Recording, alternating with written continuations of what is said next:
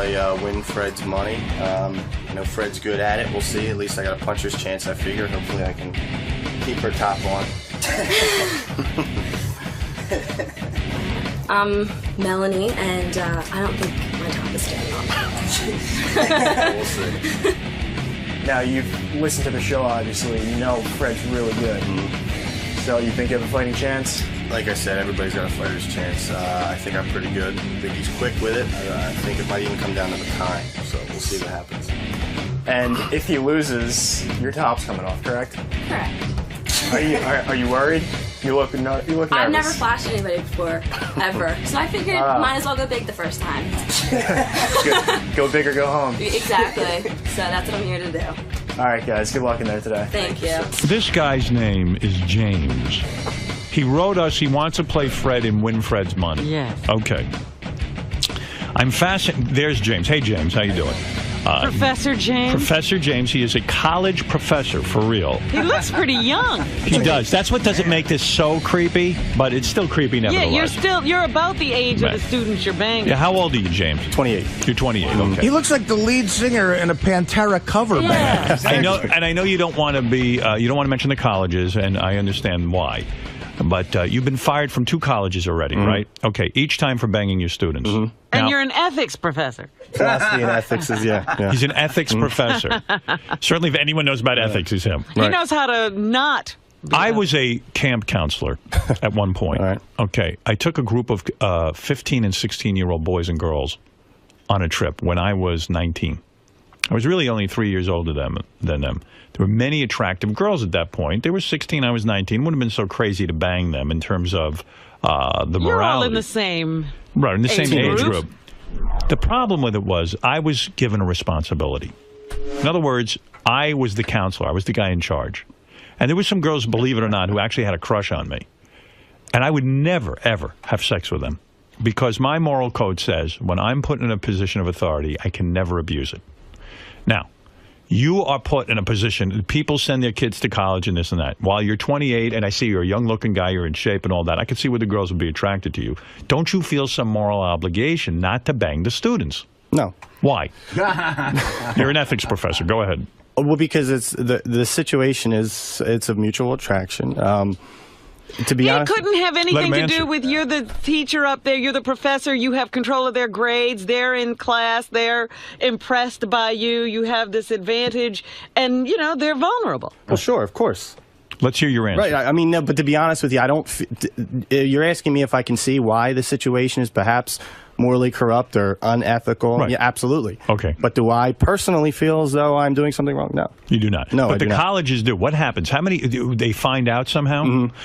You don't do anything to conceal your relationship with the girls? No. And this sex has nothing to do with grades? She got a good grade. She got a good grade, but she's also a bright girl. She did well in the course, and in fact, in my opinion, she actually engaged more, perhaps because of our relationship. To be quite honest. Oh, you're helping her engage more. Okay. Right. How does it happen, though? I mean, here you're the professor. You are in a position of authority. You are controlling their grade, and their grade is important to them. Right. How, for example, the girl we're going to meet today, how did you meet her, and why don't we bring her in, too? This is Melanie. Melanie says that, Melanie is gorgeous. There's no question. Hello, Melanie. Let me find your microphone. I have no idea what that is. Hi, Melanie. Hi, Melanie. Class is in. Now, obviously, when you see her in your class, you're immediately attracted. Right. And you can't control that. Melanie, what happened? You went to your professor after class? How did this all go No, down? it wasn't really like the fantasy everybody thinks it was. He actually came into my work. I work at a tanning salon. Okay. He's a little, yeah.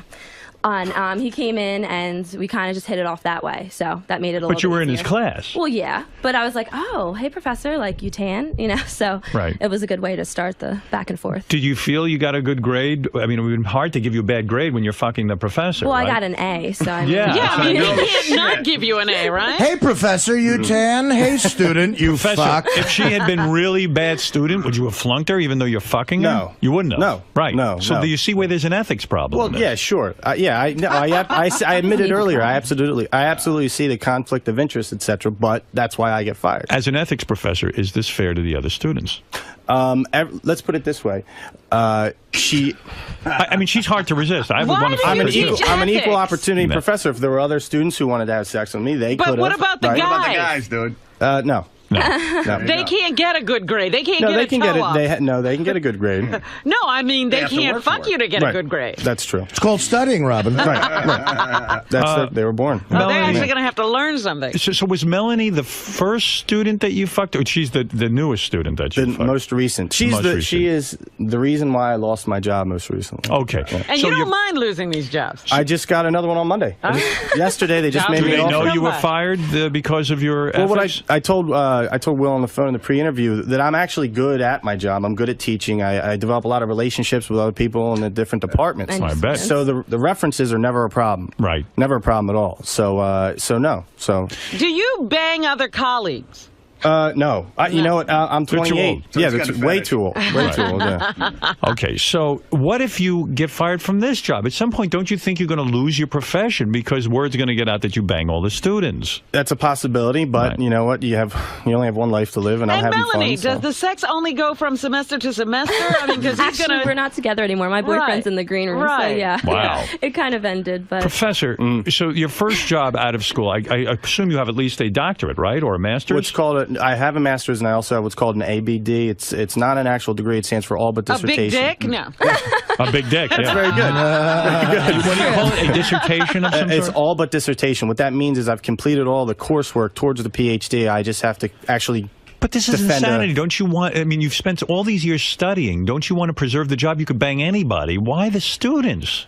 It doesn't make sense. What if you... You what can if, even go to other colleges. I'll be honest. Yeah, Fred, it is a little bit. And I'll be honest with you. I challenge you to show me a 28-year-old that is even half as freaky as her 18-year-old counterpart. To be quite honest with you, I mean that's what it is. Oh, but freaky no, like I'm trying to talk freaky. common sense. You see, there's something missing here. Sure, I agree with In other you. words, if I studied all these years Right. to be a professor, there's only so many jobs you can go through before the word gets out.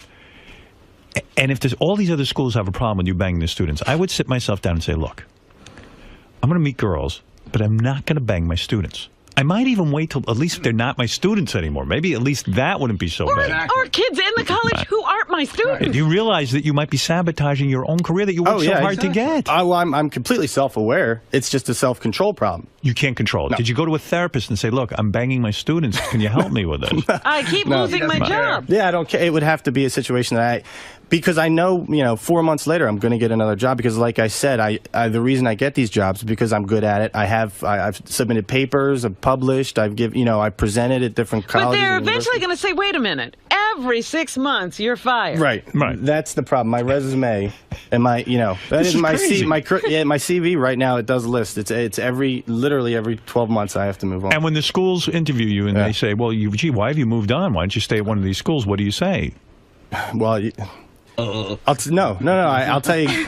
Let's say, for instance, I mean, in a cover letter, I'll say, let's say right now I was fired from school here in New York City, and I'm interviewing in Boston. Right. Okay, Boston University. Okay. I'll send with my CV. I'll send a cover letter that says I've recently become engaged to my longtime girlfriend and Boston University graduate student, and I'm looking to relocate to I the see. area. All right. So, in other words, you cover You up. just question's lie that? every Yeah. time you turn around. Before we hire you as an ethics professor, why were you fired from the last job? I did something that wasn't ethical. That doesn't mean you can't know the difference. I see. I understand the attraction here. I mean, this is a very beautiful girl, but But just why to preserve teach my... ethics even if Right. you Right. don't? Oh, it's well, no, that's not the only course I teach. I mean, I teach other philosophy courses. Ethics is an interesting one because it engages students. I mean, you get to talk good. Yeah, but about. you teaching Jesus. ethics, it's like Hitler being your Hebrew school. Exactly. Did you No, tell there's no Did you question tell about the other students in your class that you were banging your professor? Oh, no. You kept it very Yeah, well, quiet. not too quiet. There was Right. Facebook and MySpace Right. kind of. So it was a slipped little up. bit You of mean you put- campus Yeah, gossip about kind it. of. Yeah, then nobody's going to say anything. I mean, there's so much going on. And are you only banging one student at a time per semester or what? Oh, him. In her situation, I was like, yes. At the time, well, actually, no. I had a girlfriend. Oh, I was ending my relationship with Oh, Carla. Yeah. yeah. when- Right. right. So let me understand something here.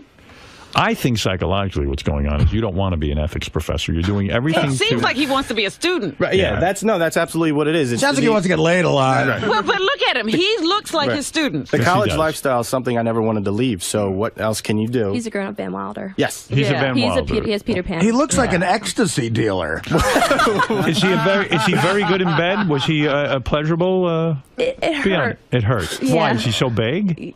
Yeah. Oh, that ABD is? It was, Well, yeah. he is a man and you're there- just a girl. I was pretty drunk the first time. Yeah. Well, I didn't give you the alcohol. No, he did not give me alcohol. I was at a frat party and I called him. But And when you yeah. saw his penis, you were alarmed. Yes, there was some alarm. That didn't turn you on? It was more like, oh, maybe I can't handle this. I had just gotten out of a long-term relationship, so I didn't care. Did the guy have a needle dick or the other guy? Yeah. You know. So when you saw his penis, your professor's penis, did you comment to him, my God, I don't even know if I can fit that in me? I don't remember. I don't think I said anything. I was just like, let's do this. And when he put it in, it was painful. Yes, Right. It was. Wow, boy, that's impressive. Yeah, it was. Professor. Just imagine the professor's packing. Oh yeah, the professor's got it all going on. So did it come a time? Is it hard to be with other men now that you had such a big penis inside of you? No, it's fine now.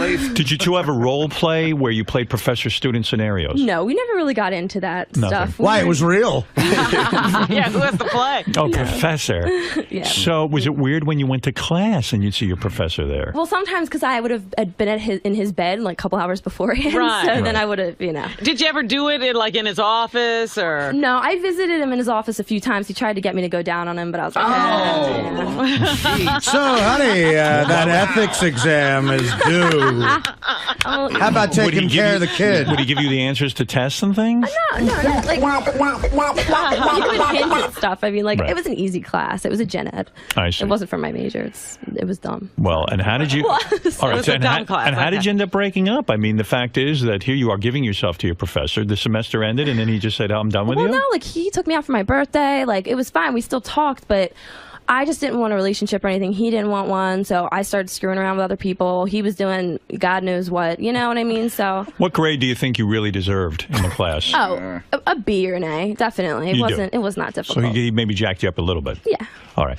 And giving him oral sex, was it difficult because of his size? Yeah, so I only did that once drunk on the drive home from a club sometime. Why? Because yeah. it was so big to get in your Yeah, mouth? I was just like, oh, I'm drunk, I have to do it. Like, It's Only one that- blowy? It's that big? it's really thick. It has a lot of girth. Wow. Like Yeah. a Pepsi can. So you It's barely... not like a chode, but it's just like, it's just a good width. So, Wow. sorry. Did he ever try to get you to do three-ways with other students and stuff? no. Nothing like that. Don't apologize to him. This is the go. What are you doing? Sorry. Apologize to your boyfriend. Would you Agree. dress sexy? Would you dress sexy in class? I mean, you dress very beautifully today. Would you dress sexy in class? Maybe not wear panties so professor could see. Well, no, I'm a classy kind of girl. So, all right. Clearly. Stone him Excuse while me, you were there. Clearly, you're a regular fucking Queen Elizabeth. Professor, have you ever been I didn't- banging two students at once? In other words, not in the same room or anything, but like carrying on with one student while you're carrying on with the other. Well, when the school, not in her situation, but yes, to answer your question, the school previously, yeah, I Okay. was in that. Yeah. All right, so you're a real player, is what you are. Okay. Yeah. Now, here's how the game's How many going. would you say you can handle in a semester? As long as I can keep them from knowing about one another. You talk about tests. It's like, I got your test results back. It looks like you don't have AIDS. I can fuck you. here. Well, the first time must have been weird to be having sex with your professor, huh? Yeah, kind of was. Kind of yeah. was. Yeah, you met at the tanning salon, and then what? He said to you, "Hey, baby." He was like, "Hey, I should take you out for lunch sometime," and because we had some banter in class, Right. Because I'm quick like that. Is he a good professor? Yeah, he's fine. He's all right. He kept my attention. Do you remember any of the banter? I want to fuck. No, I don't know. I have no idea. How long did it take for him to start fucking you? Did you fuck right after that lunch? Yeah, well, actually, we ended up going out to dinner instead of lunch. Classy dinner. He was a gentleman, and then the next night I was drunk and called him. And he took you. Yes. Yes. I'm going to take you out. I'm going to throw a cheeseburger down your throat. Then I'm going to fuck you. Oh! All right, it's time to play Win Fred's Money. Now, the professor has brought you here. Yeah. And by the way, we play for $5,000. Not bad. The $5,000 prize for Win Fred's Money is provided by Howard TV On Demand, our own channel. That's right. I dare say that our channel is kick-ass, and you'll see segments like this on our TV channel. Very good. Uncensored daily shows, classics, and exclusive. Howard TV. This You gotta see. Now, Melanie, is it? Why are you willing to take your clothes off if he doesn't answer all these questions? If he gets them wrong, she is willing to be topless. But not naked. Not naked. Okay. My mom flashed him once, so I figure I have to do the family duty and also flash Howard. Did you ever bang her mom? No. He never met my mom. It wasn't that kind of All right, so what we're going to do now is, Melanie, we're going to lower the screen to ensure that you'll go through with this. We're going to ask you to get topless under there. We can't see it. Okay. All right, lower it down. We're going to lower the screen that we tell you we can't see through. That's right. Okay. Because we're ethical here. Ignore the cameras. Tell us when your top is off. And to ensure that you're not cheating, because we've been cheated before. Oh, yeah. And this professor, he could care less about getting these answers. No, sorry, Melanie, what did you say? I've never flashed anybody before, so. Would you be nervous showing us your titties if you... I don't blame you. You look beautiful. They're very nice. Thanks, I bet you they are. Okay. All right, your professor says Very nice. that you have very nice breasts. Okay. All right, professor. She gets an A. In I the don't breast agree with department. your morality or ethics, but I am here to play the game with you. Fred, you need to go into the isolation booth. Oh, that's right. We need to switch We need places. to switch places. I'm going to have 7 questions. Professor, are you you think you're a well-rounded guy? Have you heard us play Win Fred's Money? Oh, yeah. And you Yeah. think you're pretty good at it? I do. All right, Professor. I would say, Robin, that the professor has a deep psychological problem. He almost wants to undo his job, the job that he worked so hard for. It's very unusual. He wants to undermine his own life. Yes, definitely. He has some kind of... But if the motivation for working so hard was to be put in situations like this, aren't I exactly fulfilling what I Yeah, wanted but it's then? a self-destructive kind of Oh, thing. there's no It question about has a that. shelf life. Yes. You can't do this forever. And Professor, talk straight into that mic so Fred can hear your answers. Okay. Dave, you're yes. Dave, you're on the air with this guy. I'm just going to go asshole alert. Dave. Asshole Dave, alert. you're on the air. What are you doing here, Dave? You're on the air. Hello, Dave. Dave's listening to his radio. Let's go to John. John, you're on the air. Hello. Howard, Yes. James, guess what? What? Not good to be the talk of the university as a professor, do you think? We've established that, but I'm having fun. We've already heard that line. Maria, you're on the air in Washington, D.C. Hi, Howard. Oh, my gosh. I just wanted to tell you guys that it can work out sometimes, you know. I married my college professor, actually. There you go. You're dating the college professor now. No, honey, I married him. Oh, you married him. You married your college professor and you were having an affair with him during the class? Yes, well, it wasn't really an affair. Like, we didn't start sleeping together until... it wasn't even just one semester. I was in his class for, one semester, and I really liked him. He was a really friendly guy. And this class was very informal. It was a figure drawing class. Oh, figure drawing. So you were nude in the class? I wasn't nude. No, I was about to offer to be nude because I had a huge crush on him, and actually everybody in the class did. And well, that's actually your nightmare, isn't it, James? You don't want to marry these girls. You want to have sex with them, isn't it? No. But her situation is, doesn't she think her husband is doing the same thing now? We'll never know because I hung up You on hung her. up on her. That phone connection She's was saying so it worked out. Yeah, she's sitting at home while he's still dating the students. All right, let's play the game. Fred is in isolation. He cannot hear your answers. Melanie, you're over there. You are topless behind the screen, I assume. You look like you're suffering. I just, You're nervous. yeah, I've never ever shown anything. Well, that's what you get for living like a slut. Artie, you wish you could have a piece of this. You're right. I do. You're right. I'll tell you what, you Just are lashing hot. out. Thank you. I can't wait to see your boobs. How big are your boobs? 36D. on D. CD, yeah. Natural or? Oh, yes. Yeah. Wowee. Yeah. Mono. 36D equals He's like a USDA inspector over there. Yep, that's right. Yeah. James, I'm going to give you 7 questions right now. Let's see how you do. Remember how there's time on the clock. You can make me go back or you can stop the clock, okay? Because you're whatever. All right, here we go. In the Batman comic books, the alter ego of which villain is Edward Nygma? Riddler. In the Clement Seymour poem, "'Twas the Night Before Christmas," which of Santa's reindeer is the last one mentioned? Rudolph. What Mexican food item literally translates to little donkey? Petit burro. What is the only U.S. state name that ends with the letter K?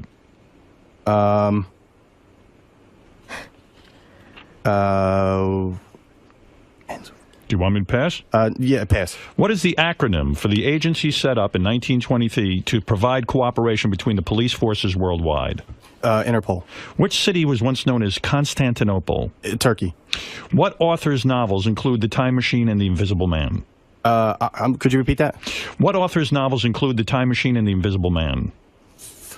Sir Arthur Conan Doyle. Do you want me to go back? Time. Yeah. Oh, time is up. All It's right. okay. Well, all right, you've used a full minute. You used a full minute. No. That might be the best I've ever done on this. Don't bring in Fred yet.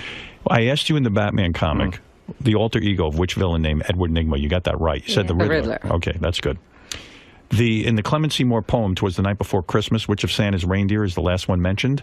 Blitzen. It's not Rudolph. He doesn't say Rudolph. I don't even know what answer you gave for this. Mexican food item, literally. It's burrito. It's burrito. Burrito. Le I knew Petit Burro. You said petite burro. It's a French donkey. Translates to little donkey. Right. It's a burrito. A burrito is a little donkey. The only U.S. state that ends with the letter K. Where are you now? New York. That's right. You got that one wrong. You got Interpol right. Yes. Okay.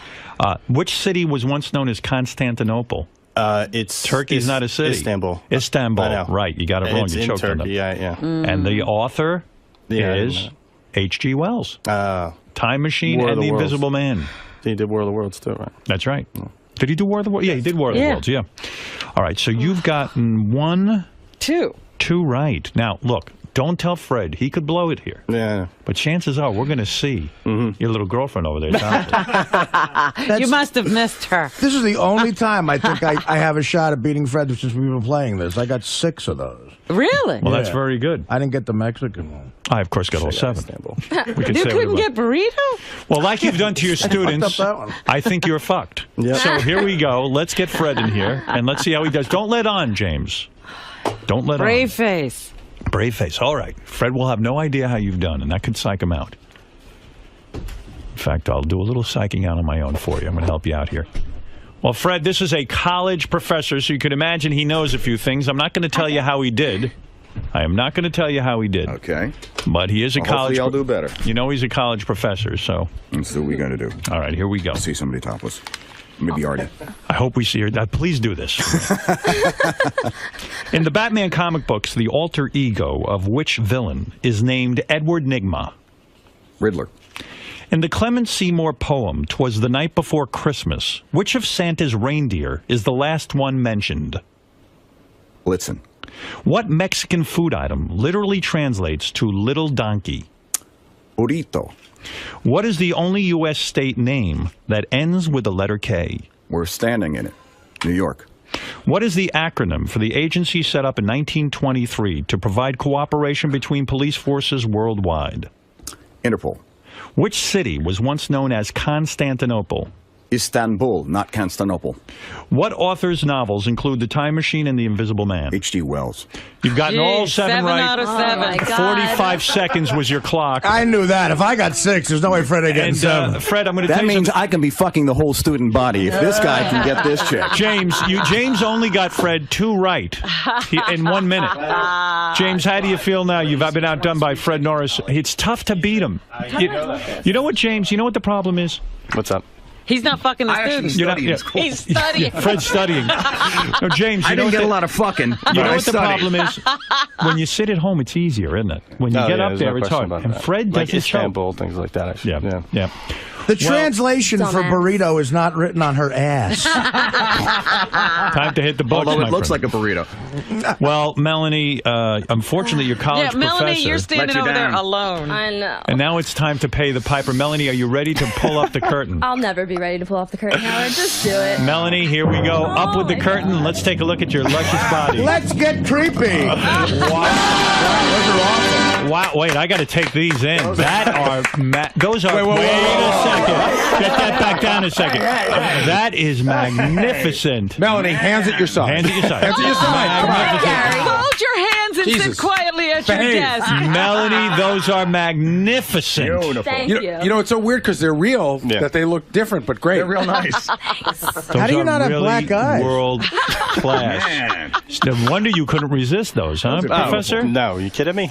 Melanie, you're not Professor, I'm going to give you some advice of my own. Yes, and sir. I do Hey, no, want to. it's falling on deaf ears, Howard. Really, you're sabotaging. You're lucky you got a third job. Listen to me, as a guy who makes some sense in life. Don't shit where you eat. You ever hear that expression? expression. This is a beautiful girl. I know the temptation is there. Listen, I know I was in a situation like Maybe yours you where I should was. take yourself out of temptation. And do what?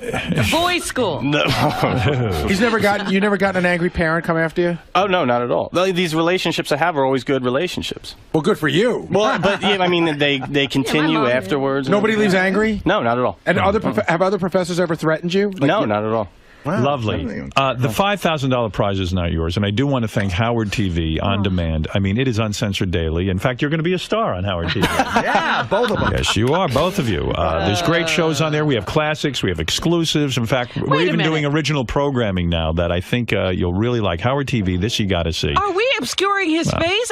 Every university's going to know. Yeah, Well, let's hope true. the faculty members in philosophy departments are a little more ethical than me and perhaps won't subscribe. That's right. Goodness. You can hope. Let me say this, I'd like to see these two walk away. At least Melanie Well, hold on, walk Melanie. away with something. I Is there could probably something give you you a can little, offer her? I could give you a little something if you took the dress off. I have a little something for you if you take the whole dress You off. mean if she stood there in just panties with nothing else on? Yes. It's You really gross. You don't. It doesn't look Oh, gross. I don't think so. It's not good. Professor, is it not good? Beautiful. He Gorgeous. has it. No. She's beautiful. What are you offering her, though? I could let her work away with $500. That's pretty $500 good. if you let us see you in your panties. 500. That's it. Oh. $250. I mean, did you use $500 just Melanie? fall into your lap every day? No. Melanie, $500 if we can I see you in your can't. panties. I can't. Why is that? My mom will kill me. Is it because of your mom or because you don't like your body? I don't like my body either. All right, hold I on. like your body. You haven't seen my body. Oh, I can see enough. It I looks see that nice. dress. You got great legs. Dang. Your ass looks good. Your Mm-hmm. titties are magnificent. I mean, when you have big breasts like that, you're not going to be some skinny twig. What if we throw in a video caddy?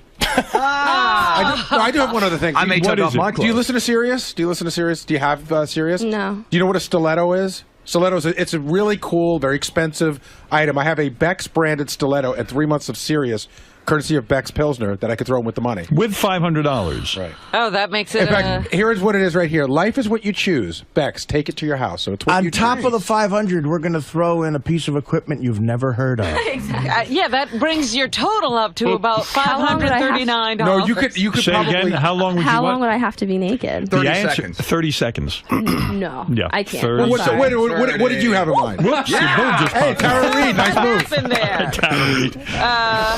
Was that a wardrobe malfunction? Yeah, I had a little Janet Jackson moment. I'm sorry. You better not wear that dress in public. I don't. What did you have in mind? What time frame did you have in mind? Like 5 seconds. No, five is I know, but Got to be 15 then. First of all, once your dress drops Right. down, I mean, we're going to see it. I mean, you might as well let us have a good look. I wanted to change my underwears though. What kind of underwear are you wearing? I have a thong on, but I don't want you to see my ass. How about if you stand without showing us your ass? Right, You we don't stand need to see your forward. ass. Oh, like just like ew, look at my legs. See, they're gross. Let me see. Like, No, they look Oh, good. wow, you're wrong. My legs are Already gross, honey. You look good. Jason's legs are gross. How's your stomach? awful. Really? It used to be really good. Yeah, I went on medicine. Let me see. Lift that up. Oh, you've got a cute God, you're little in good stomach. shape. She's really No, being you hard should on do it. herself. You should do it. You should I definitely do basically it. already showed you. No. What no. medicine? Would you like it? It's What medicine? Don't worry about it. Artie's on the same Artie's medicine. on the same medication. Oh, you're on heroin? Oh, Heroin, okay. yeah. Would you be more comfortable with a topless Sibian ride? No, no. Oh God, no. I am telling I don't you. even know. Oh. Give me 25 seconds. You get the 5. 25? Yeah, you Put shouldn't be 25 embarrassed. on the clock. You I shouldn't be am. embarrassed. You're nuts. She's hot. Would you be more comfortable Very just nice. blowing one of us? For You 5? wish, Artie. 500? All right. Is that your final answer? So like I don't have to show my butt No. because it's gross. How about It's 20 not. How about 15, 20? 20 seconds. 20 seconds. seconds. That's my 20 final and the dress has to offer. hit the ground. 20 seconds. Has to hit the ground. Yeah, the Yes. dress has to hit the ground. Hey, you has to leave. I it. paid a lot deal, of money pal. for that dress. What do you say? Who's working the clock? I'll work it. I got it. All right. Gary's got it. Oh my God, my mother is. Done deal, pal. 2, 1, go. Get it off. Hold on, I'll and tell then you we'll when start the clock. Let me see. All right. Stand up straight. Clock is set. Let me see it. Oh my God! Oh my God! You look oh my God, good. Great. Oh my God. I like it. Turn around. I bet No, you I'm hard. not turning around. No. Show your ass. Will, stop it. We got the ass cam right in back here. I think she's cute. I think she's cute too. And Hold on, I'll let you know when. Oh, she's got more. 5 more. Yeah, she's got more time. Poor Hold girl. on. Just everybody, just It's wait. over. It's over. It's over. I got no. That timer's wrong. That timer's wrong. I've got it here. Hold on. 3. No, hold on. Hold on. Wait. What are you doing, Gary? That's an hour. hour. It's an hour. You guys are assholes. You look so good. They're guys. They're assholes. You do look good. You're crazy. I was like doing that in front of my. Oh my god. You don't wear bikinis and stuff? Yeah, I do, but it made me have rolls in this dress. You know what? You're actually standing on our secret scale. You want to know what you weigh? You are not on a They've scale. done everything to you now. You look beautiful. Thanks. You're so hard on yourself. You're hot as hell. Oh my god. All girls think that. Okay. Well, you certainly took a big leap. You got the $500. Yeah, I didn't think I was going to do that, but I couldn't turn down the $500. I have rent due, you know what I mean? I'm a starving college student here on loan, hear so you. let's... Starving. Oh, Artie. You can't say the same either. You know what? I'm going to tell you Sweetie, something. that came out so wrong. I know, Came out that's so it. wrong. Melanie, I'm going to tell you something. Do you see how hot I am? Yes. Even I think I'm ugly naked. Really? Yeah, and that's hard to believe. I mean, God, I'm gorgeous. Look, this guy is a player. He's not going to bang someone who's not hot. Come on. He's a professor. Have you ever banged someone who's not hot, dude? No. Come on. You're hot. You're hot, and I don't want to hear any more about that. We're a room of Charlotte and hooligans. Stop I have fishing a for problem. compliments. Stop fishing for compliments. I'm not fishing. All right. Must be. I'm not. Stop, Fred. Is it creepy at all to be with your professor and your boyfriend Yeah. at the same time? It is for me. Well, my boy, is it? No, it's Yeah, a little not. bit. He's a great guy. Well, let me tell you something. no. I'm going to give you some advice. You seem like a nice girl. I like you, and you're classy. Thanks. Obviously not. Not today, classy. but you are classy. You otherwise. can go from here and be classy again. Don't bang any more of your professors. Oh no, It's that was enough. just. I just went. And nuts. Professor, here's my advice to you. As a Starting parent a new who job sends, next Monday. I have a daughter in college, and Where's she? I can send out some more resumes. No. I have a daughter in college. I have a daughter who graduated college, and I have a daughter who one day will go to college. And I've got to tell you, I would Keep not be. track of this guy. Yeah, Howard. I'm going to track you down. I would not be pleased if my So I daughters. can't count on you as a reference. on him. I don't want my daughters, but you know what? My daughters have to have enough sense not to bang the professor, but I would also hope the professor was ethical enough not to bang his students. And I'm telling you that this is the wrong thing to do, and you should not be banging the students. Fuck ethics, I like this guy. Who's that, emotional friend? Yeah, this guy's my kind of guy. But you don't have ethics. I mean, you're with Christine. No, the Ian, I'm the ethics friend. Yeah. All right. Well, you're lucky you have one friend. James, thank sir. you. Sorry you didn't get the money, but I did. But you did, I got Melanie. some. Very happy for you. And congratulations to you, and I want to thank the both of you for coming in. We do have to take a break. We're way behind, James. I do want to thank Howard TV and Howard TV On Demand.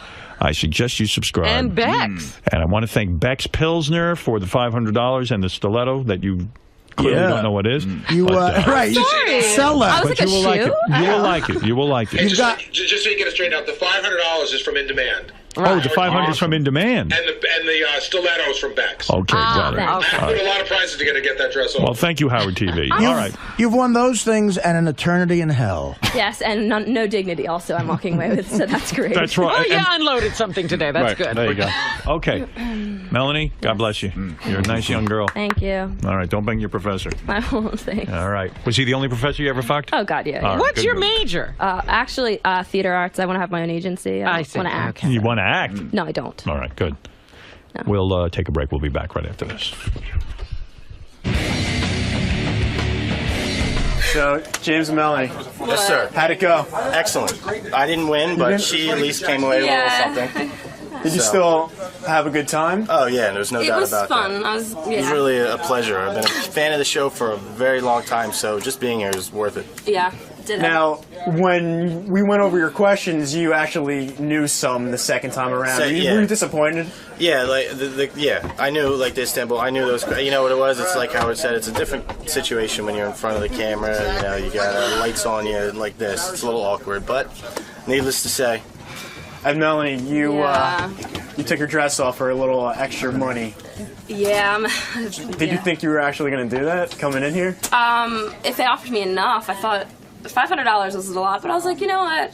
You only live once. I'm only gonna be at Howard once, so. Yeah.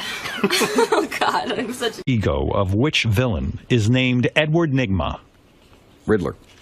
In the Clement Seymour poem, "'Twas the Night Before Christmas," which of Santa's reindeer is the last one mentioned? Blitzen. What Mexican food item literally translates to little donkey? Burrito. What is the only U.S. state name that ends with the letter K? We're standing in it. New York. What is the acronym for the agency set up in 1923 to provide cooperation between police forces worldwide? Interpol. Which city was once known as Constantinople? Istanbul, not Constantinople. What author's novels include The Time Machine and The Invisible Man? H.G. Wells. You've gotten all Jeez, 7 right. 7 out of 7. my God. 45 seconds was your clock. I knew that. If I got 6, there's no way Fred ain't getting And 7. Fred, I'm going to That tell you means something. I can be fucking the whole student body if this guy can get this chick. James only got Fred 2 right in 1 minute. James, how do you feel now? You've been outdone by Fred Norris. It's tough to beat him. You know what, James? You know what the problem is? What's up? He's not fucking the student. You're not- yeah. He's studying. Fred's studying. No, James, I you know didn't get what a lot of fucking. You know what the problem is? When you sit at home, it's easier, isn't it? When you Oh, get yeah, up there's there, no it's question hard. about And that. Fred like doesn't show. Istanbul, things like that. Actually. Yeah. The translation for dumbass. burrito is not written on her ass. Time to hit the books, Although my it looks friend. like a burrito. Well, Melanie, unfortunately, your college Yeah, Melanie, professor. you're standing over there alone. I know. And now it's time to pay the piper. Melanie, are you ready to pull up the curtain? I'll never be ready to pull off the curtain, Howard. Just do it. Melanie, here we go. Up with the curtain. Let's take a look at your luscious body. Let's get creepy. Wow, wait, I got to take these in. Those are.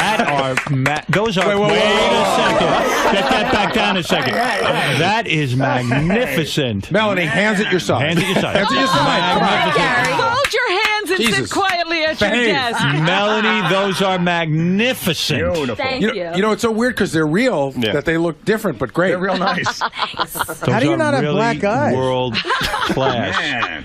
No wonder you couldn't resist those, huh, Professor? No, you kidding me? Melanie, you're not Professor, I'm going to give you some advice of my own. Yes, and sir. I do Hey, no, want to. it's falling on deaf ears, Howard. Really, you're sabotaging. You're lucky you got a third job. Listen to me, as a guy who makes some sense in life. Don't shit where you eat. You ever Right. hear that expression? Yeah, This is a beautiful girl. I know the temptation is there. Listen, I know I was in a situation like Maybe yours you where I should was. take yourself out of temptation.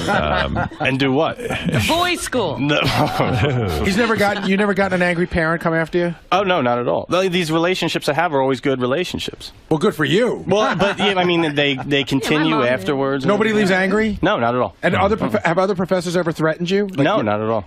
Lovely. The $5,000 prize is not yours, and I do want to thank Howard TV on demand. I mean, it is uncensored daily. In fact, you're going to be a star on Howard TV. Yeah, both of them. Yes, you are, both of you. There's great shows on there. We have classics. We have exclusives. In fact, we're Wait a even minute. doing original programming now that I think you'll really like. Howard TV, this you got to see. Are we obscuring his face? Every university's going to know. Yeah, Well, let's that's hope true. the faculty members in philosophy departments are a little more ethical than me and perhaps won't subscribe. That's right. Goodness. You can hope. Let me say this, I'd like to see these two walk away. At least Melanie Well, hold on, walk Melanie. away with something. I Is there could probably something give you you a can little, offer her? I could give you a little something if you took the dress off. I have a little something for you if you take the whole dress You off. mean if she stood there in just panties with nothing else on? Yes. It's You really gross. You don't. No. It doesn't look Oh, gross. I don't think so. It's not good. Professor, is it not good? Beautiful, He gorgeous. has it. No. She's beautiful. What are you offering her, though? I could let her walk away with $500. That's pretty $500 good. if you let us see you in your panties. 500. That's it. Oh. $250. I mean, did you use $500 just Melanie? fall into your lap every day? No. Melanie, $500 if we can I see you in your can't. panties. I can't. Why is that? My mom will kill me. Is it because of your mom or because you don't like your body? I don't like my body either. All right, hold I on. like your body. You haven't seen my body. Oh, I can see enough. It I looks see that nice. dress. You've got great legs. Thanks. Your ass looks good. Your Mm-hmm. titties are magnificent. I mean, when you have big breasts like that, you're not going to be some skinny twig. What if we throw in a video caddy? I do have one other thing. I may What take is off it? my Do you clothes. listen to Sirius? Do you have Sirius? No. Do you know what a stiletto is? Stiletto it's a really cool, very expensive item. I have a Beck's branded stiletto and 3 months of Sirius, courtesy of Beck's Pilsner, that I could throw in with the money. With $500. Right. Oh, that makes it In fact, here is what it is right here. Life is what you choose. Beck's, take it to your house. So it's what On you top choose. of the 500, we're going to throw in a piece of equipment you've never heard of.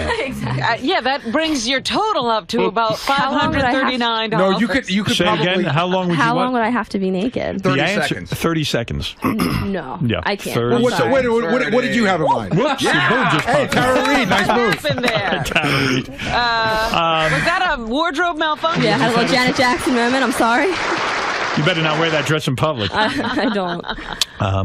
What did you have in mind? What time frame did you have in mind? Like 5 seconds. No, five is I know, but Got to be 15 then. First of all, once your dress drops Right. down, I mean, we're going to see it.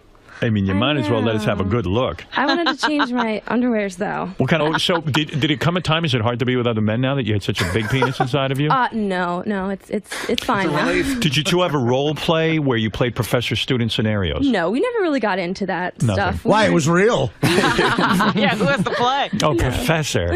Yeah. So was it weird when you went to class and you'd see your professor there? Well, sometimes because I would have been in his bed like a couple hours beforehand, Right. so then I would have, you know. Did you ever do it in his office or? No, I visited him in his office a few times. He tried to get me to go down on him, but I was like, So, honey, that ethics exam is due.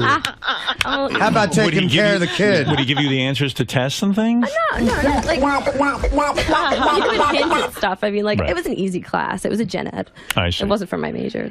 It was dumb. Well, and how did you? It was. All It right, was so a dumb class, how did okay. you end up breaking up? I mean, the fact is that here you are giving yourself to your professor. The semester ended, and then he just said, "Oh, I'm done with Well, you." no, like he took me out for my birthday. Like it was fine. We still talked, but I just didn't want a relationship or anything. He didn't want one, so I started screwing around with other people. He was doing God knows what. You know what I mean? So. What grade do you think you really deserved in the class? Oh, a B or an A, definitely. It You do. wasn't. It was not So difficult. he maybe jacked you up a little bit. Yeah. All right. And giving him oral sex, was it difficult because of his size? Yeah, so I only did that once drunk on the drive home from a club sometime. Why? Because yeah. it was so big to get in your Yeah, mouth? I was just like, oh, I'm drunk, I have to do it. Like Only one blowy? It's that big? It's really thick. It has a lot of girth. Wow. It's like Yeah. a Pepsi can. So you It's barely... not like a chode, but it's just like, you know, it's just a good width. So Wow. sorry. Did he ever try to get you to do three-ways with other students and stuff? no. Nothing like that. Don't apologize to him. This is the guy. What are you sorry? Would you Apologize dress- to your boyfriend. Would in you the green dress room. sexy? Would you dress sexy in class? I mean, you dressed very beautifully today. Would you dress sexy in class? Maybe not wear panties so professor could see. Well, no, I'm a classy kind of girl. So Clearly. Stone him Excuse while me, you were there. Artie. Clearly, you're a regular fucking Queen Elizabeth. Professor, have you ever I been didn't- banging two students at once? In other words, not in the same room or anything, but like carrying on with one student while you're carrying on with the other. Well, when the school, not in her situation, but yes, to answer your question, the school previously, yeah, I Okay. was in that. Yeah. All right, so you're a real player, is what you are. Okay. Yeah. Now, here's how the game's How going. many would you say you can handle in a semester? As many as long as I can keep them from knowing about one another. He took about tests. It's like, I got your test results back. It looks like you don't have AIDS. I can fuck you. Well, the first time must have been weird to be having sex with your professor, huh? Yeah, kind of was. Kind of yeah. was. Yeah, you met at the tanning salon, and then what? He said to you, "Hey, baby." He was like, "Hey, I should take you out for lunch sometime," and because we had some banter in class, you know. Right. Because I'm quick like that. Is he a good professor? Yeah, he's fine. He's all right. He didn't. He kept my attention. Do you remember any of the banter? I want to fuck. No, I don't know. I have no idea. How long did it take for him to start fucking you? Did you fuck right after that lunch? Yeah, well, actually, we ended up going out to dinner instead of lunch. Classy dinner. He was a gentleman, and then the next night I was drunk and called him. And he took you. Yes. Yes. I'm going to take you out. I'm going to throw a cheeseburger down your throat. And I'm going to fuck you. Oh! All right, it's time to play Win Fred's Money. Now, the professor has brought you here. Yeah. And by the way, we play for $5,000. Not bad. The $5,000 prize for Win Fred's Money is provided by Howard TV On Demand, our own channel. That's right. I dare say that our channel is kick-ass, and you'll see segments like this on our TV channel. Very good. Uncensored daily shows, classics, and exclusive. Howard TV. This you gotta see. Now, Melanie, is it? Why are you willing to take your clothes off if he doesn't answer all these questions? If he gets them wrong, she is willing to be topless. But not naked. Not naked. Okay. My mom flashed him once, so I figure I have to do the family duty and also flash Howard. Did you ever bang her mom? No. He never met my mom. Didn't It have the wasn't that pleasure of kind of meeting her. All right. So what we're going to do now is, Melanie, we're going to lower the screen to ensure that you'll go through with this. We're going to ask you to get topless under there. We can't see it. Okay. All right. Lower it down. We're going to lower the screen that we tell you we can't see through. That's right. Okay. Because we're ethical here. Ignore the cameras. Tell us when your top is off. And to ensure that you're not cheating, because we've been cheated before. Oh, yeah. And this professor, he could care less Yeah. about getting these answers. No, that's Sorry, not Melanie, true. what did you say? I have a I've never moving flashed expense anybody now. before, so. Would you be nervous showing us your titties if you? Yeah. I don't blame you. You look beautiful. They're very though, I nice. gotta say. Thanks, I but bet you they really, okay. are. All right, your professor says Very nice. that you have very nice breasts. Okay. All right, professor. She gets an A. In I the don't breast agree with your department. morality or ethics, but I am here to play the game with you. Fred, you need to go into the isolation booth. Well, that's right. We need to switch We need to places. switch places. I'm going to have 7 questions. Professor, are you you think you're a well-rounded guy? Have you heard us play Win Fred's Yeah. Money? Oh, yeah. And you Yeah. think you're pretty good at it? I do. All right, Professor. I would say, Robin, that the professor has a deep psychological problem. He almost wants to undo his job, the job that he worked so hard for. It's very unusual. He wants to undermine his own life. Yes, definitely. He has some kind of... But if the motivation for working so hard was to be put in situations like this, aren't I exactly fulfilling what I Yeah, wanted but it's then? a self-destructive kind of Oh, thing. there's no It question about has a that. shelf life. Yes. You can't do this forever. And Professor, talk straight into that mic so Fred can hear your answers. Okay. Dave, you're yes. Dave, you're on the air with this guy. I'm just going to go asshole alert. Dave. Asshole Dave, alert. you're on the air. What are you doing here, Dave? You're on the air. Hello, Dave. Dave's listening to his radio. Let's go to John. John, you're on the air. Hello. Howard, Yes. James, guess what? What? Not good to be the talk of the university as a professor, do you think? We've established that, but I'm having fun. We've already heard that line. Maria, you're on the air in Washington, D.C. Hi, Howard. Oh, my gosh. I just wanted to tell you guys that it can work out sometimes, you know. I married my college professor, actually. There you go. You're dating the college professor now. No, honey, I married him. Oh, you married him. You married your college professor and you were having an affair with him during the class? Yes, well, it wasn't really an affair. Like, we didn't start sleeping together until it wasn't even just one semester. I was in his class for, one semester, and I really liked him. He was a really friendly guy. And this class was very informal. It was a figure drawing class. Oh, figure drawing. So you were nude in the class? I wasn't nude. No, I was about to offer to be nude because I had a huge crush on him, and actually everybody in the class did.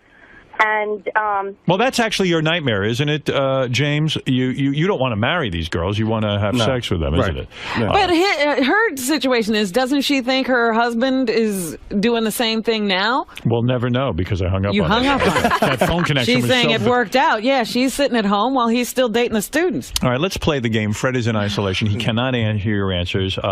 Melanie, you're over there. You are topless behind the screen, I assume. You look like you're suffering. I just, You're nervous. yeah, I've never ever shown anything. Well, that's what you get for living like a slut. Artie, you wish you could have a piece of this. You're right. I do. You're right. I'll tell you what, you Just are lashing hot. out. Thank you. I can't wait to see your boobs. How big are your boobs? 36D. on D. CD, yeah. Natural or? Oh, yes. Yeah. Wowee. Yeah. 36D He's equals like A. he's like a USDA inspector over there. Yep, that's right, that's right. Yeah. James, I'm going to give you 7 questions right now. Let's see how you do. Remember how there's time on the clock. You can make me go back or you can stop the clock, okay? Because you're whatever. All right, here we go. In the Batman comic books, the alter ego of which villain is Edward Nygma? Riddler. In the Clement Seymour poem, "'Twas the Night Before Christmas," which of Santa's reindeer is the last one mentioned? Rudolph. What Mexican food item literally translates to little donkey? Petit burro. What is the only U.S. state name that ends with the letter K?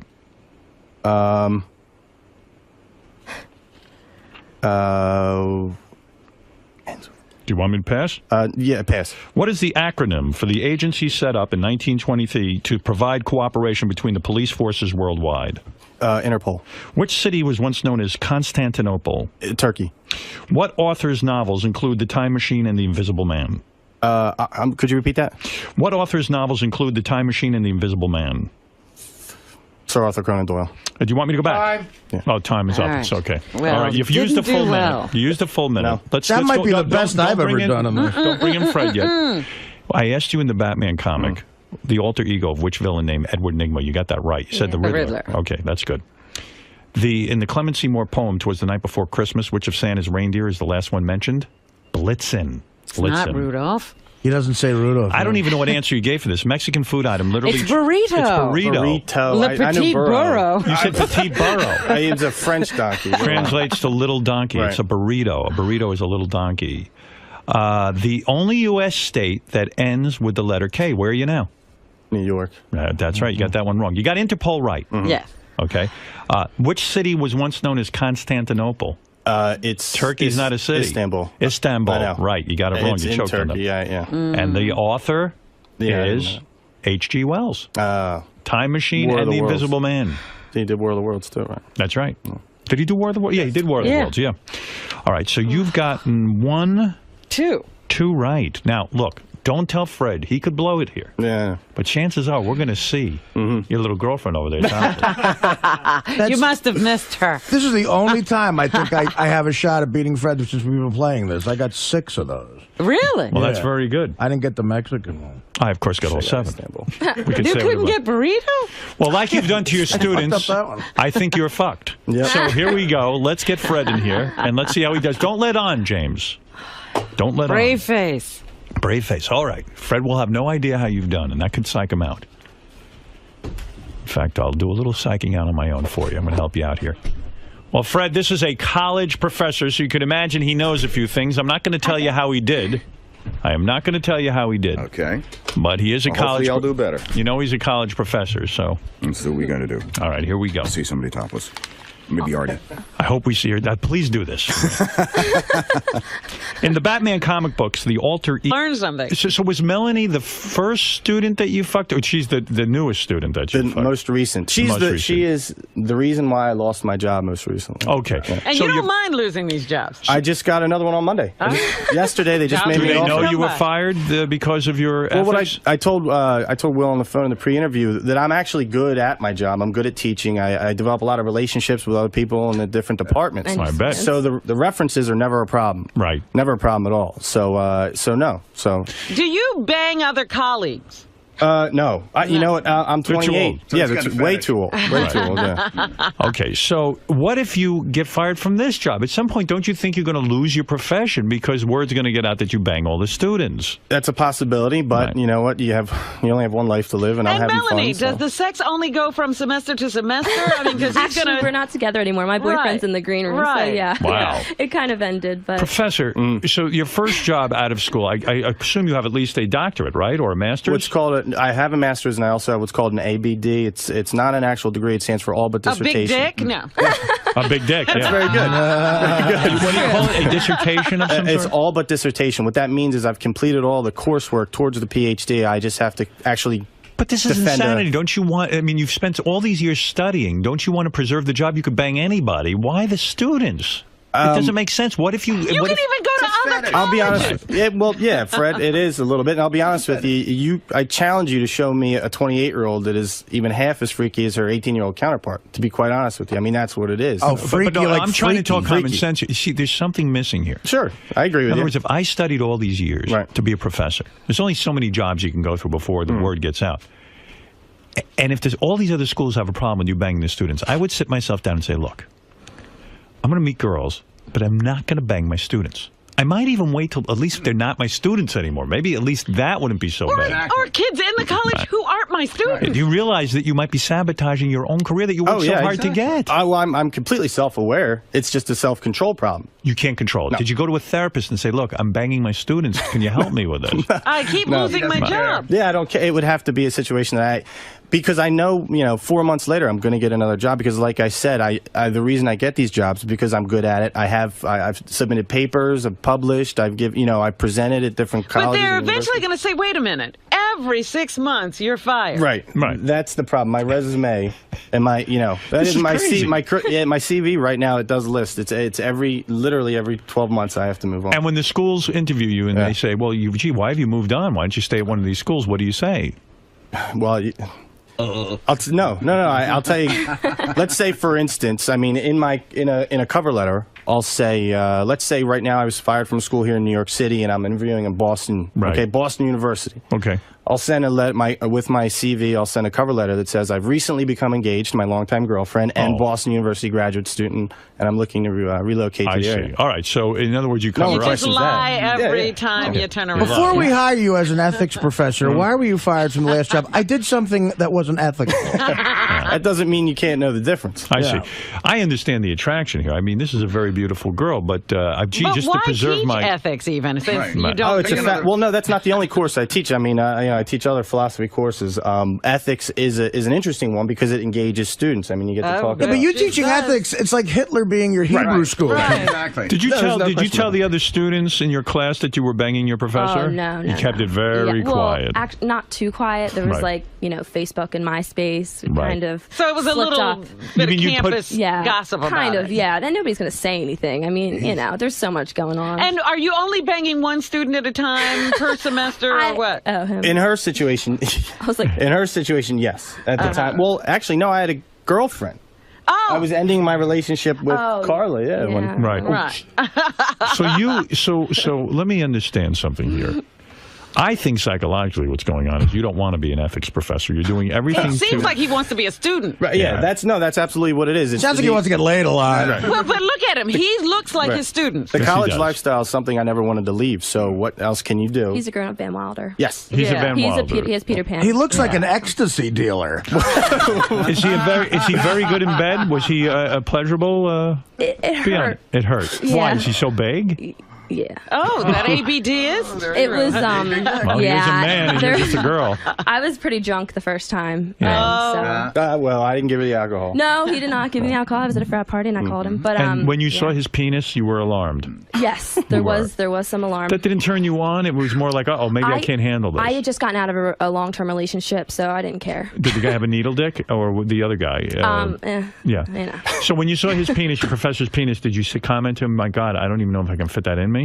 I don't remember. I don't think I said anything. I was just like, let's do this. And when he put it in, it was painful. Yes. Right. It was. Wow. Boy, that's impressive. Yeah, it was. Professor. Just imagine the professor's packing. Oh, yeah. The professor's got it all going on. So.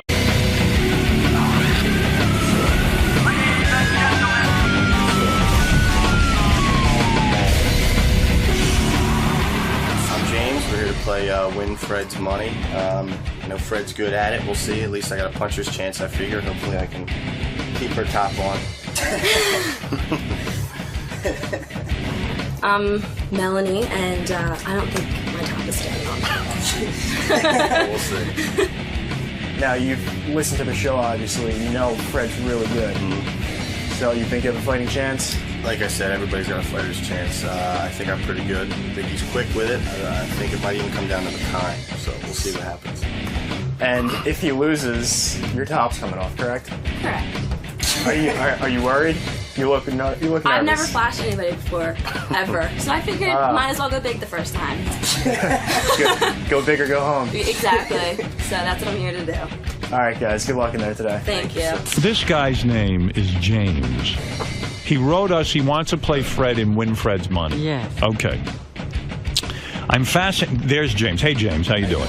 Professor James? Professor James. He is a college professor, for real. He looks pretty young. He does. That's what doesn't make this so creepy, but it's still creepy nevertheless. Yeah, you're about the age of the students you're banging. Yeah, how old are you, James? 28. You're 28, okay. He looks like the lead singer in a Pantera cover band. I know, and I know you don't want to be, you don't want to mention the colleges, and I understand why. But you've been fired from 2 colleges already, right? Okay, each time for banging your students. And Now, you're an ethics professor. Philosophy and ethics is, yeah. He's an ethics professor. Certainly, if anyone knows about ethics, he's him. He knows how to not. I was a camp counselor at one point. Right. Okay, I took a group of 15 and 16-year-old boys and girls on a trip when I was 19. I was really only 3 years older than them.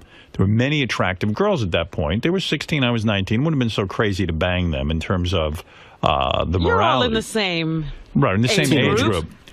The problem with it was I was given a responsibility. In other words, I was the counselor. I was the guy in charge. And there were some girls, believe it or not, who actually had a crush on me. And I would never, ever have sex with them.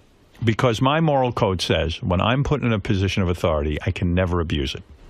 Now, you are put in a position, people send their kids to college and this and that. While you're 28 and I see you're a young-looking guy, you're in shape and all that, I can see where the girls would be attracted to you.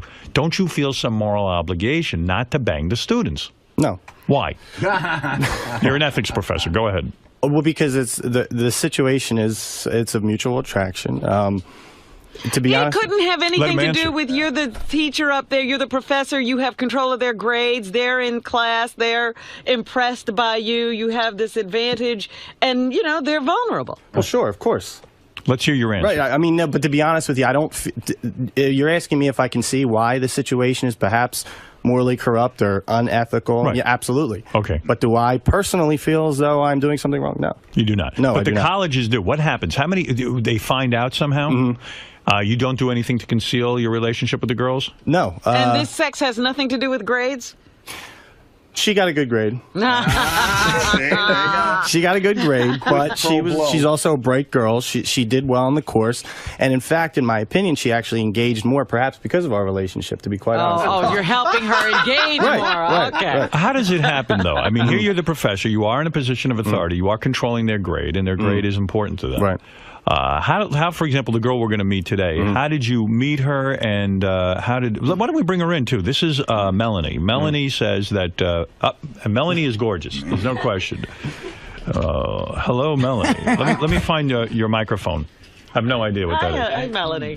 Hi, Melanie. Class is in. Now, obviously, when you see her in your class, you're immediately attracted. Right. And you can't control that. Melanie, what happened? You went to your professor after class? How did this all go down? No, it wasn't really like the fantasy everybody thinks it was. He actually came into my work. I work at a tanning salon. Okay. He's a little, yeah.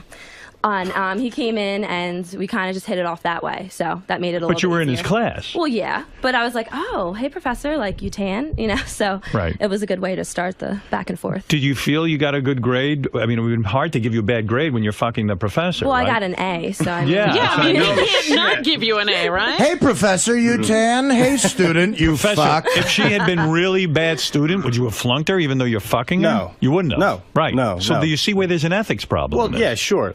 I admitted earlier. I absolutely see the conflict of interest, etc. But that's why I get fired. As an ethics professor, is this fair to the other students? Let's put it this way.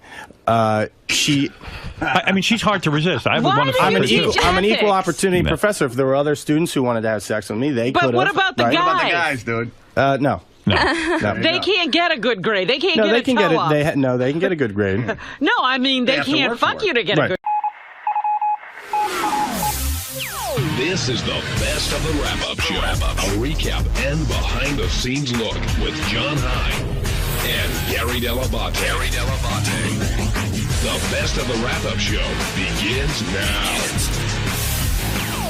Hey, it's Sal Governale, and on Monday's wrap-up show, we discuss my past family life, all the crazy things that I've been through, and we also discuss, could I possibly pull off a Ponzi scheme without my wife knowing? It got pretty crazy, but then, of course, old fart Grandpa Ronnie Mund had to stroll into the room, for lack of a better word, and take over talking about his red carpet shenanigans. Who the fuck would want that old bastard on a red carpet? I don't know. See for yourself.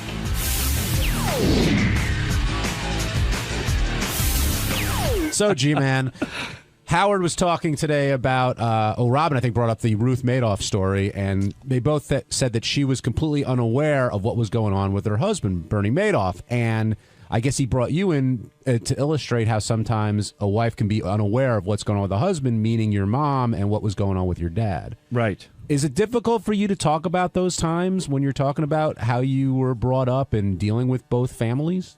When I was younger, it was really difficult. I didn't speak to anybody about it. It was more embarrassing that other people made me aware of my father's other lifestyle. But I find it weird even now. Like, where's your dad now? He's home now, but he's leaving. Well, he just came back from Sicily. But how long was he there? For about 6 months. And so what? But your mom's here, right? Right. So what is he doing in Sicily for 6 months? We don't ask. But no, really.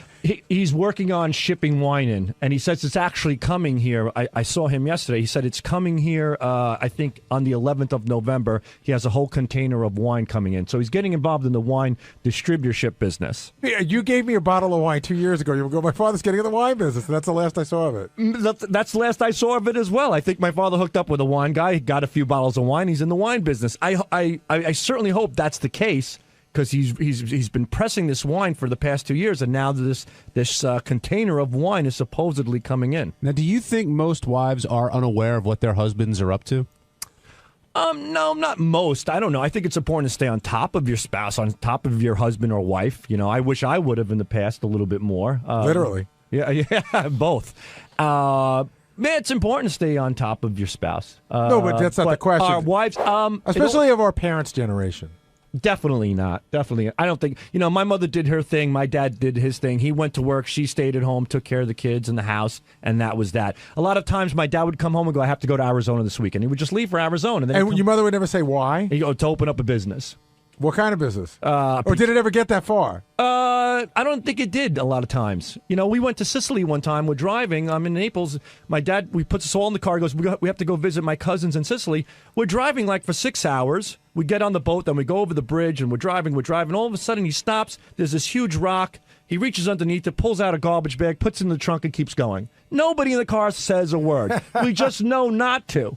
It's just weird like that. Now, do you think in your relationship, I mean, we've been down the 143 road. I don't want to go there, but do you think, do you make Christine aware of everything that you're doing? I'm not talking about cheating or anything like that, but I mean more like, work stuff or, if you're going away or whatever. Like, does she want to keep tabs on where you are? In the beginning, I did a lot, but, now I come home and she's like, what happened today at work? And I said, nothing. It's just the same old thing. And she says, why do you get so uptight when I ask you about work? I go, because if I bring something up, we're going to get into an argument and you don't know the whole story. And But what do you mean? What would you argue about at work? Well, let's say like my sex life sucks, something like that. And but I mean, when she says what on at work today, you'd say, oh, we had this comedian on. She used to be on Last Comic Stand, and she's pretty funny. She did the roast. You don't. Yeah, somewhat, but I'm tired. I don't want to talk. I've been talking all day. I've been working all day. No, you're just tired of talking to her. Well, I'm not. Yeah, but maybe, you are. Maybe a little bit. So, it got to the point because I don't bring up your work anymore because you don't want to talk about it. And do you say to her, what'd you do all day? No. Does she tell you about her day anyway? Yeah, I do ask her from time to time. We do talk about it. But what am I going to hear? She went to Target. She bought bottled water. She stopped and got her hair done. She was, talking to her girlfriends. I got to tell you, we sit at the dinner table every night, and it's not like I'm like, the teacher, like, what did you do? What did you do? I'll be like, Lucas, what'd you do today? Oh, school. I go, Mary, what did you do today? She said, I went to the gym and I did this and I did that. And I do ask the Jack questions. says who was on the show, and that's what you do at dinner, I think. We do that at dinner. I do ask the questions, but there's really, after being with somebody for close to 20 years, it's pretty much the same monotonous routine. So I always ask, and we certainly share a lot of things together, and we talk about our friends and things that are going on, but I mean, so the question is, could you pull off a Ponzi scheme with your wife not knowing about it? No, I couldn't. Not with her. No, she's well aware of my schedule. She does. She puts my schedule together as far as the well. In this case, it wasn't Bernie Madoff's schedule. He had a regular schedule. It's just what he was doing while he was there. That's right. I certainly couldn't pull it off. No. We're certainly in tune and in touch with each other as far as I know. Hey, Ronnie, I see you over there. Are you doing Good Day LA or what?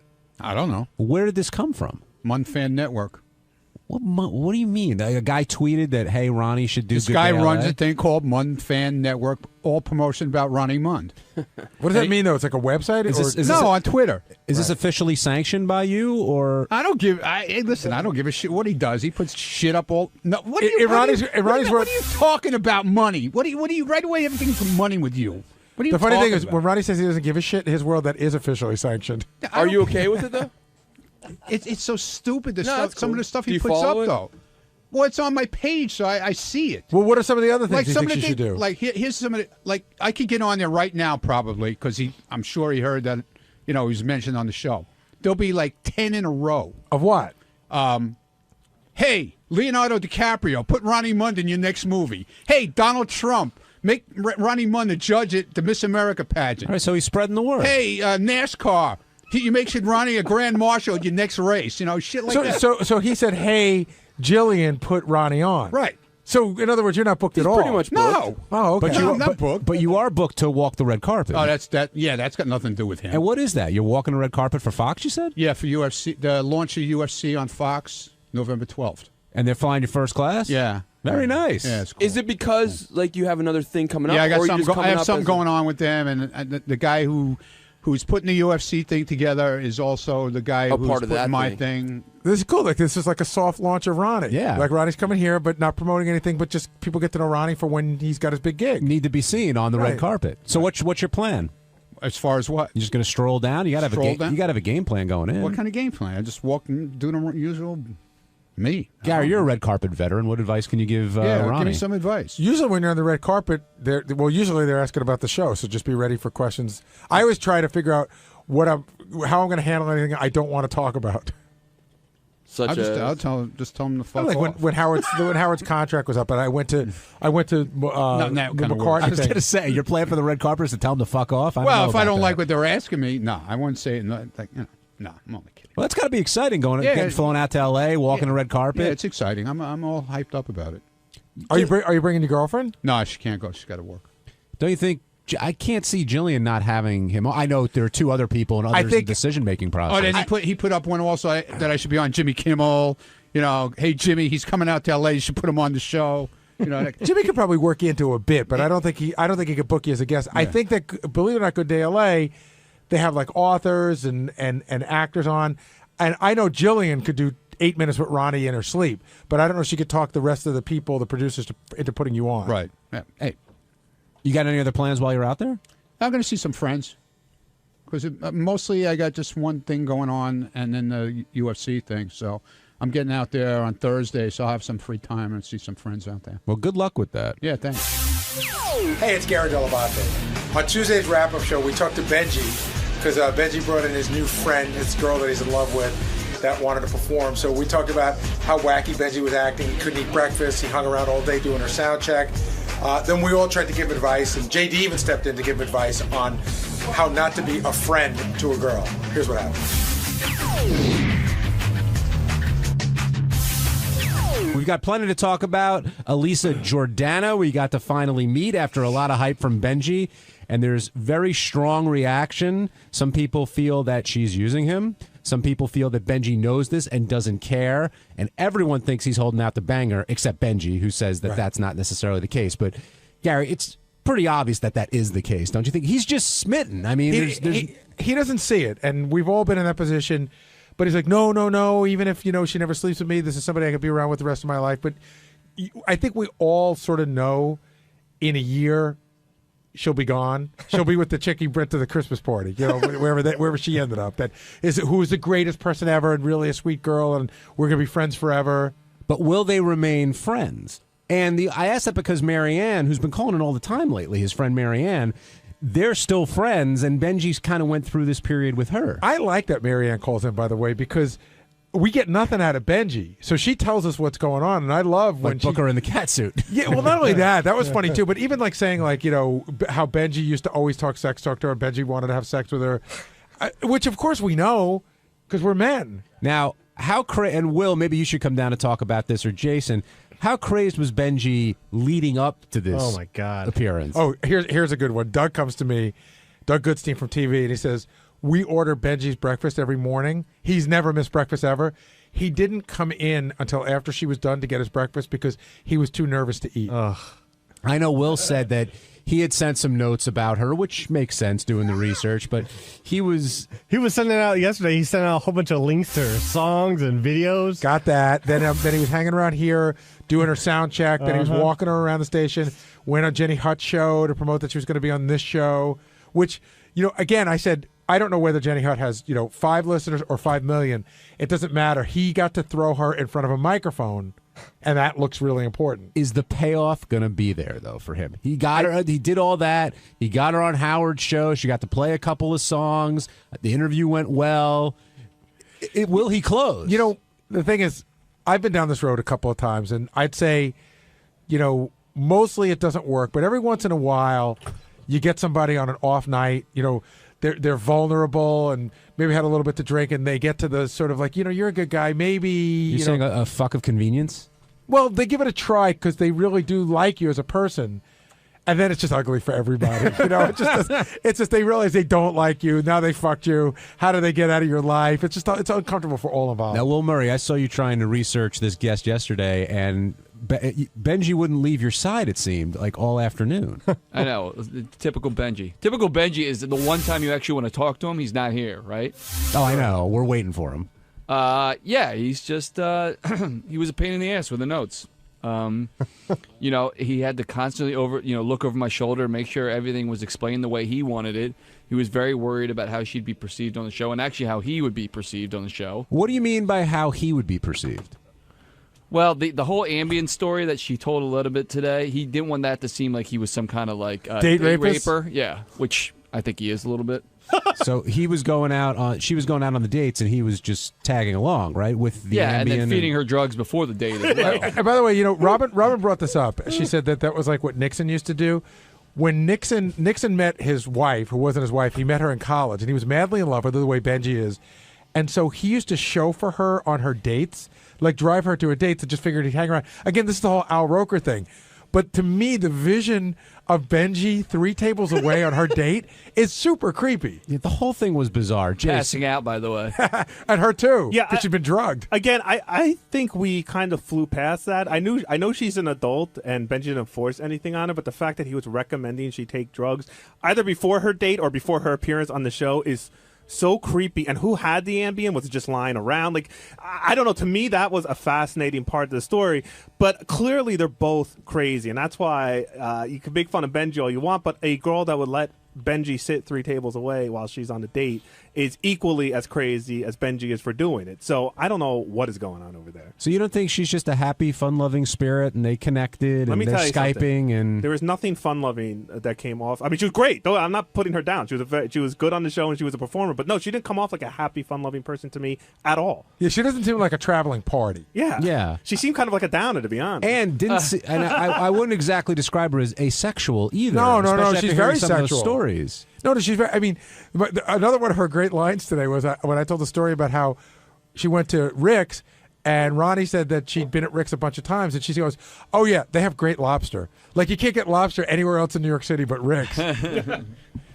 Hi, Benj. By the way, have you ever had bad lobster? Exactly. It's By, lobster. by the way, for everyone, we are fully in the vortex. But I think it We makes started sense without you. to go That's there. okay. I don't mind. No How did you feel That's after? what he wants. So she finally came in. We all got to meet her. She got to perform. But I thought I heard you say you felt a little sad after this was all over today. Yeah, I go back and forth on it. You know, on because like I said on the show, sometimes it's just so much fun to be around her, and sometimes it does get a little sad. So there was a lot going on. Plus, I was really tired. Like we didn't get a lot. But of sleep also, last night. I mean, to be a little mean, like lot you of might have talking. felt sad because you've now gone to the pinnacle of where she can use you. Meaning you. I mean, where do you go from here? No, I listen. It's been the same way for weeks, and No, but this was sort of a build-up. I understand where Jason's coming. Like this was a big thing. Like this was the kind of thing where you'd Nah. hope after you get on, maybe even not today, maybe tonight. Yeah. She goes, "Wow, I don't have this doesn't get you laid." I don't have any fantasy of that happening now. I listen. I'm fat now. If I met a girl as heavy as me, but had as a good-looking face as me, I would say, look, you got to lose weight. Do you think if you lost that weight, like you're saying, and you're in your ideal shape, do you think that would make a difference? Because it sounded to me like today, Yeah. it's not going to happen with her. All right. Well, I actually tweeted this recently. The great thing about being fat is you always have hope. But do you Once think it's I lose all the weight and there's this? But do you think it's like it's only a weight thing? That's the only thing between you and her? I think no. I don't know. I don't know. I really don't. Howard asked point blank, would you bang Benji? Right. And she didn't say no, Right. but she gave the, if there was I a know nuclear war kind of, like she was giving the excuses. She gave the like- being nice answer. Do you think Yeah. that would really work? Well, it seemed like you got the sort of, not that good looking, but a great personality. No, I know. Right? Like I knew when I pitched that as a hey, to have her on. I was just talking to Greg about this. Like there's 3 things going on. One, yeah. Did I want to get her on the show and like help my friend out and impress her? Absolutely. Did I want and get her music out there? But I thought the premise of is she saying she's asexual? I knew she might have been just being nice to me, or I thought there. It was interesting either way. No, Like, no, if she's really asexual, that's interesting. No, what That's you fast- really wanted to do was smoke out the truth. Well, seriously, I know. I mean, maybe you wanted to put her on the spot to get to the truth to say, is she asexual or is she just not interested in you? No, but I thought either way it makes it a real interesting to kinda- you especially. Yeah. But it started to come out in the last couple weeks anyway. So do you look at her any differently after today? I'm very impressed by her because I know she's as great as a performer she is, as talented as she is. She's hardly done any like solo radio on herself. Well, solo is herself, but and I know she was incredibly nervous. Like I know she's incredibly good, but was also incredibly nervous. So I'm really impressed by her, overcoming her fears and like doing that. That was another thing that I found really, really interesting. Right from when you pitched her at the meeting, I think she's very talented.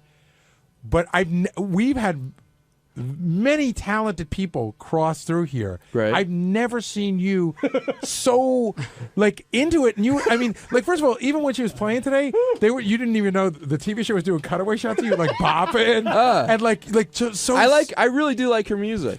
You know, so I think you really like her. We could tell. Oh, I do. I really like her too, but I really like her music also. JD, what advice would you have for Benji? I was also bopping like when Lady Gaga was in. You know, not like this. I don't know. I don't even know. Like, if he's okay with them being just friends, then I'll let him do his thing, whatever. But it seems like he wants it. Hold on. But if he's looking, if he even thinks. He's dreaming of a little something more. I think he should just stop. Well, no, because you're really hurting yourself. I get that, and like you said, like I don't think she will meet someone better than me. I don't think that she'll meet someone better than me. I had this conversation. with him during the break. I don't mean better than. I'm saying that will make her happy. She won't that meet. She'll be happy. Like have a better emotional. She won't meet somebody. But maybe I'm wrong. Then why isn't she saying, Benji? You know what? You're the love of my life. We should be together forever, always. Because I'll never find anything better. Because she's not at that point, and it might not happen. I agree that, and I might. Like I've said repeatedly, I might say, you know what? It does hurt me too much to see someone I really like this way, but. Sometimes it does, sometimes it doesn't. I gotta say, what happens. I really like the angle you were taking for like getting her drugged up and then moving forward. So I would suggest, unlike JD, is either get more or better drugs. All right. Where do you think this will? Like, it's a year from now.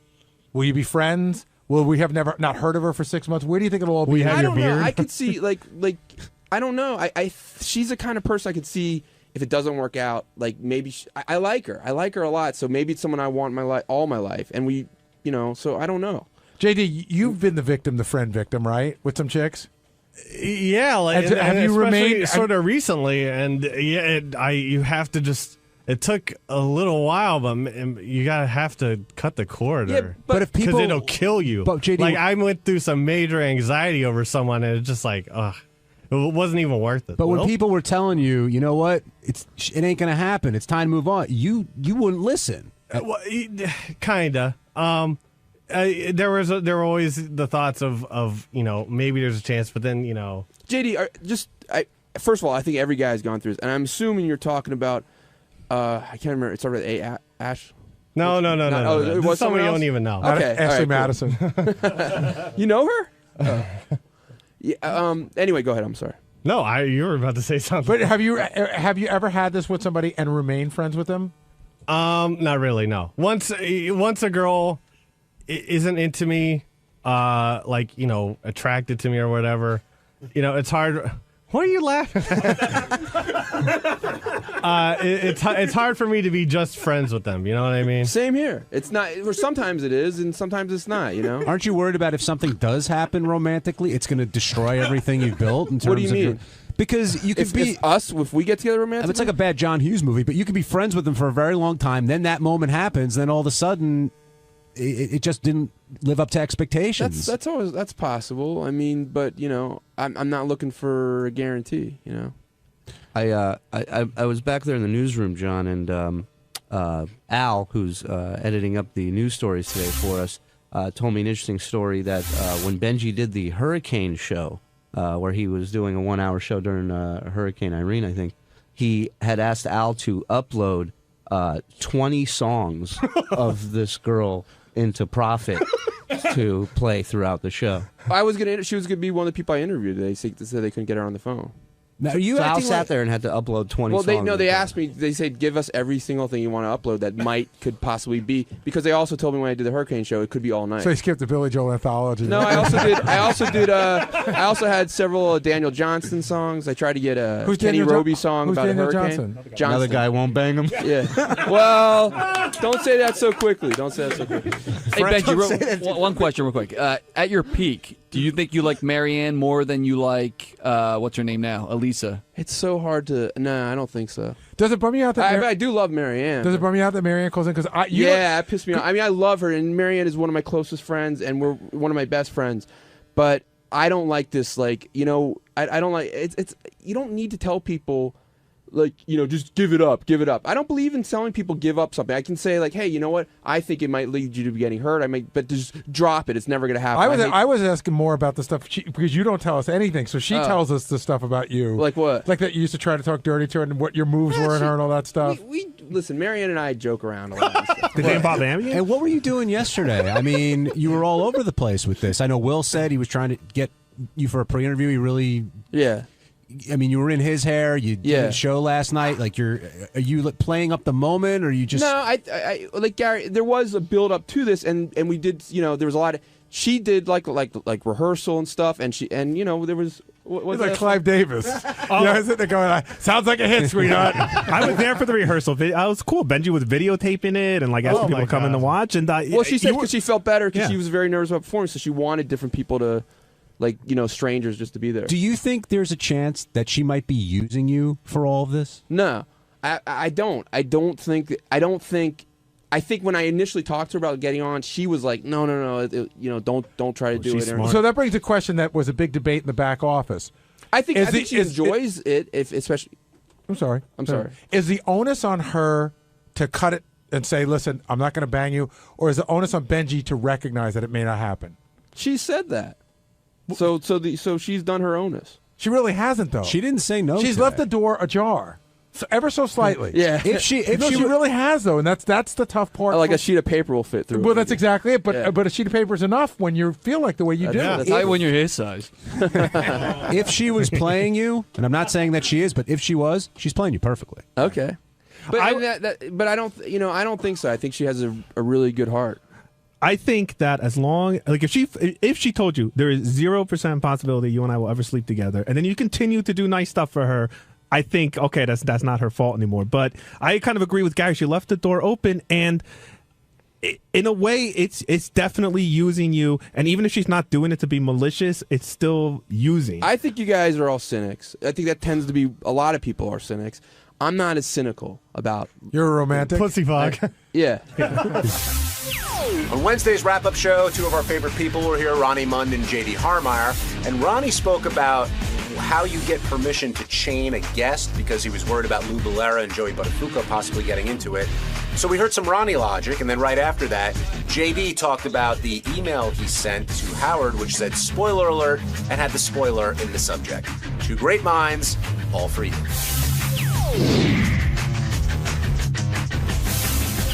Ronnie, with Lou and Joey coming in, a lot of the conversation, they got along very well, but Gary, you should describe the setup because there was a whole, reconfiguration of the studio, and one was isolated, and a lot went into it. I'll talk about that, and then I'll talk about the conversation that Ronnie and I had yesterday, how it all led to this. But basically what went on was Howard was very fearful that there was going to be an altercation. And Ronnie and I had spoken yesterday morning. I went to Ronnie. I said, you got extra guys tomorrow, right? He goes, yeah, absolutely, because we knew something could happen.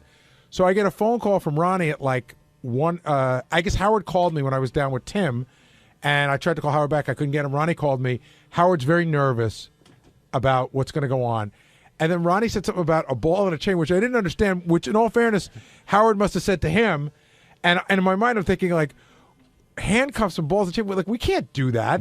Does Ronnie have a security or police type of voice or manner when he's talking, like when he's setting up these plans? We were just talking. Ronnie and I talk about this, like how you going to handle this, how you going to handle that. So Ronnie had informed me, because Howard had gone to the gym, and Ronnie said he called me. He's worried about tomorrow. He talked about maybe handcuffing them or putting them in a ball and chain. But I called the people that work here, and it can't happen, et cetera, et cetera. So I just sort of let it go by because I knew it was an idea that came and went. Right. And then I said to Ronnie, we've done this twice before. I said, why don't we put one guy in Robin's studio? That way your guys can block the door either way, him coming out or Joey going in. And that ended up being Lou. Right. We put Lou in there and put one guy on the couch. And so everybody liked that idea. Now, I'm trying to think who the other people, who's the black wrestler? I think his name was Booker T. Mm-hmm. And I think somebody interviewed him and gave him a quiz, and he did not come across looking very bright, and he was fucking angry. Yeah. And so we put him in the booth. That's one I remember. And I think we did it one other time. Oh, the KKK guy. Which kid? Yeah, Daniel Carver for the Carver roast. That was the To roast. protect him, though. That was the roast. Right, he was in there. But Ronnie, what was your plan? And did you leave a message like that for Howard? No. So what did you tell him? No, we talked in the car, and he said that he was nervous about, he didn't want any problems. So I said, well, we're bringing extra guys in, and he goes, well, maybe we should chain them to the couch, and one to the chair, or handcuff one, or whatever. I said, I don't think that'll work, but I'll check into it. So I checked into it with a couple of people here that work here, security people, and it's you can't do that unless you get permission. How many people did you check with? Well, 2 different people. Okay, and did you think Howard was being like dead serious? I want them chained. I want them handcuffed. Or He wanted something to make sure that they wouldn't get at each other. But that's not the issue. Well, there wasn't an issue. I What don't is think an that was issue? Howard's point. Howard's point was, did you think he was asking for you to do it without their permission? No, how can you do it without their permission? But you were saying we can't do it without their permission. Right. Well, that's what. So then we could have done it with their permission. Yeah, you could have. Yeah. So then why would you say to Howard we can't do it without their permission if you didn't think he was asking that? Benji, I actually know what he's saying. He's saying that you shouldn't go. What Benji's saying is you should have called Howard back and said we can do this. I did say but that. we're going to have to get their permission, and they may not give it. I did say that. If we got them either written or them telling on camera, beforehand, like we do when we get the IDs from girls and stuff like that, that I give my permission to be handcuffed into a chair. But did you ever assume that Howard was going to want to do it without their permission? No. So normally you don't bring up something like that unless you think. Why wouldn't you bring it up? Why would you say also like? Why is it so? We Why can't do you force have feed to them. pick at everything? No, Why I think it's interesting. What? I'm not trying to be mean about it. No, but I don't understand what the problem is here with you with this. What is the problem? I swear it's not a problem. I find it interesting. Okay, it's interesting, but I told him every scenario of it, and that's why he said I left this long message. What was every scenario? The scenario was either you could handcuff them with their permission, or you can't handcuff them unless they're under arrest. See, that's where it gets funny because I think we all know that nobody's going to handcuff them without their permission. Well, no, you can't just have them walk in and say, "Hey, listen, man, we think there's going to be a problem here. We're going to handcuff you." No, you could have them walk in and say, "We think there's going to be a problem here. We were thinking about it. Might be funny if we handcuff you. Are you cool for that?" Yeah, right. But they weren't cool about doing that here. How do you know? Let's get to that. Who wasn't cool about it? The serious people. They didn't like the idea of handcuffing people? Then we couldn't do handcuff people at all. If we had their permission. Well, hold on. But you're saying 2 different things. Either the serious guys told you no. They weren't happy with it either way, but it can be done if you have their permission. But they weren't happy about it. Wait, so the handcuffs. How much more can I say? Wait, Ronnie. They weren't happy about it here. Okay, so the handcuffs were out. But what about the chains? No, the same difference, John. Chains, handcuffs, the same thing. All right, so after you found this out, what was the next plan? Did you design the layout? No, Gary, I spoke to Gary. Gary said, we've done this before. What if we do it this way? And I said, if there's a problem with that, call me back and we'll try and work something else out. I never heard from him again, so I assumed everything was fine. When I came in this morning, that was the plan. When you came into the studio later, when Howard was talking about it, you told Howard he was coming all over you. Where did that come from? Well, right, he jumped all over me saying I was talking like a cop and all. I left him a message. I did the right thing. I told him what, he likes to know what's going on. I told him what was going on. Right, but you didn't say you're breaking my balls. You said you're coming all over me, and that seemed like an odd choice of words, I thought. Why, John? Why? You can answer that question, Gary. He's breaking my balls no matter what. If I do the right thing, it's not good. If I do the wrong thing, it's not good. What can I say? Joe in Pennsylvania, you're on the wrap-up show. Okay, I'll tell you where the problem is, Ronnie. It's if this were a trip you were planning out to California to do some Fox TV show, you'd have been a lot more tenacious. You'd have checked into a lot more sources. You'd have gotten it done. You're getting lazy. Bottom line. Yeah, okay, fine. How am I lazy? We got it done. You didn't get it done the way Howard wanted to. You said no right away. I did not say no right away. You're a negative guy. I said I would check it, and you're a fucking asshole, okay? You don't know what the hell you're talking about. Be careful, you're going to break a hip. Yeah, okay, good. All right, thanks for chiming in there, Joe. As it turned out, it was a pretty normal conversation that Lou and Joey had, right? There was none of that. Yeah, but you don't know what's going to happen.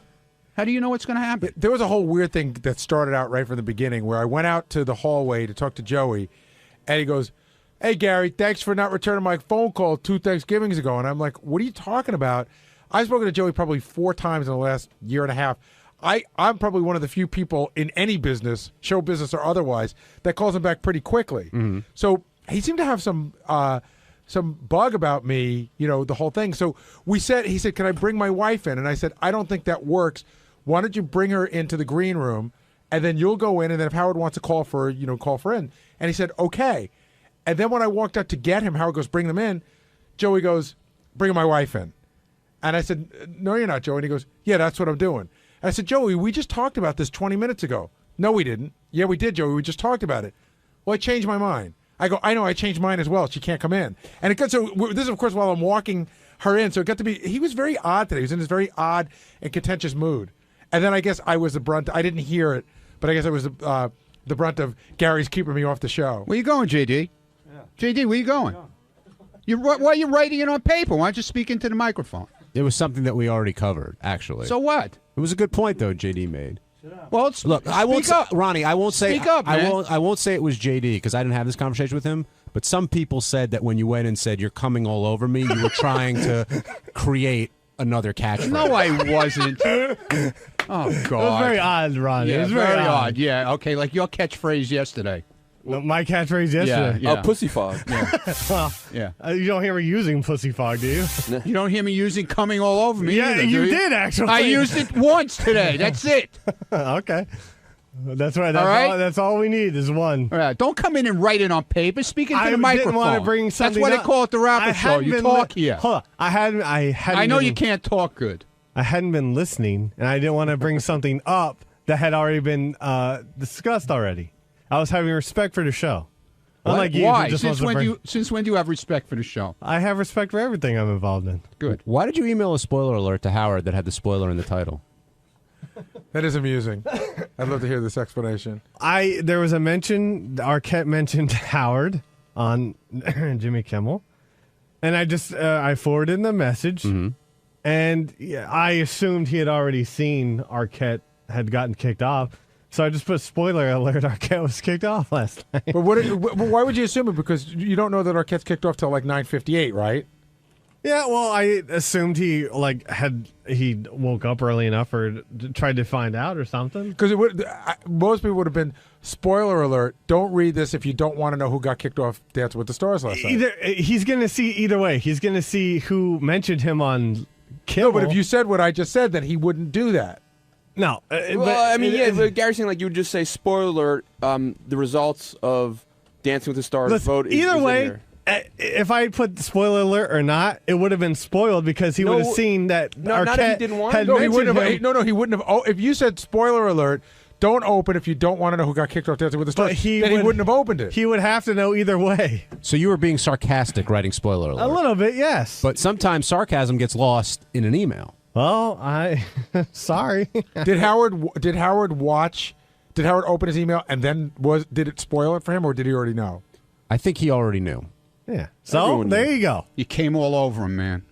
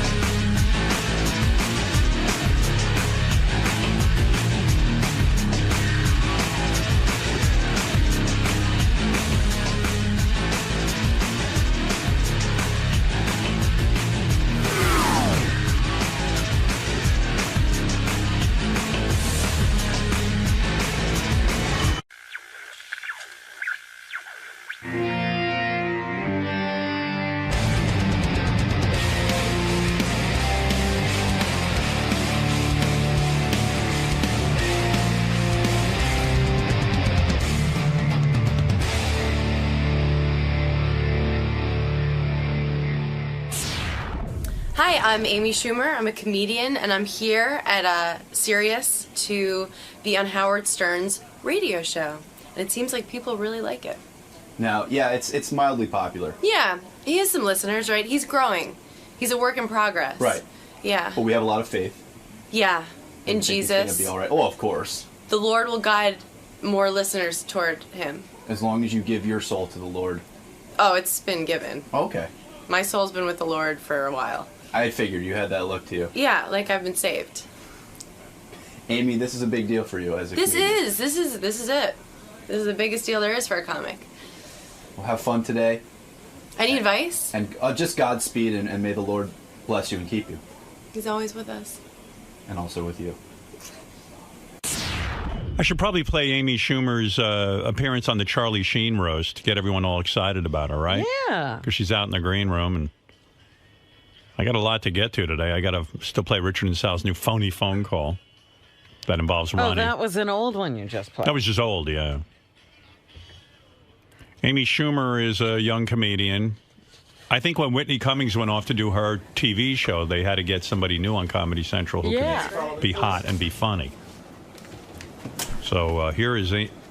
Hold on, Gary. Slow it. I'm going to play Amy. I'm going to play Amy on. Do you listen to the show out there? You always see the poor guest getting heave-hoed right out of here. I was listening. All right. I just thought it would be weird to play her appearance while she was sitting here.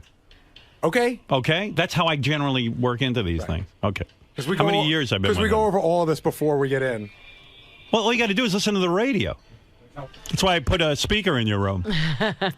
Hi. Hey, Amy.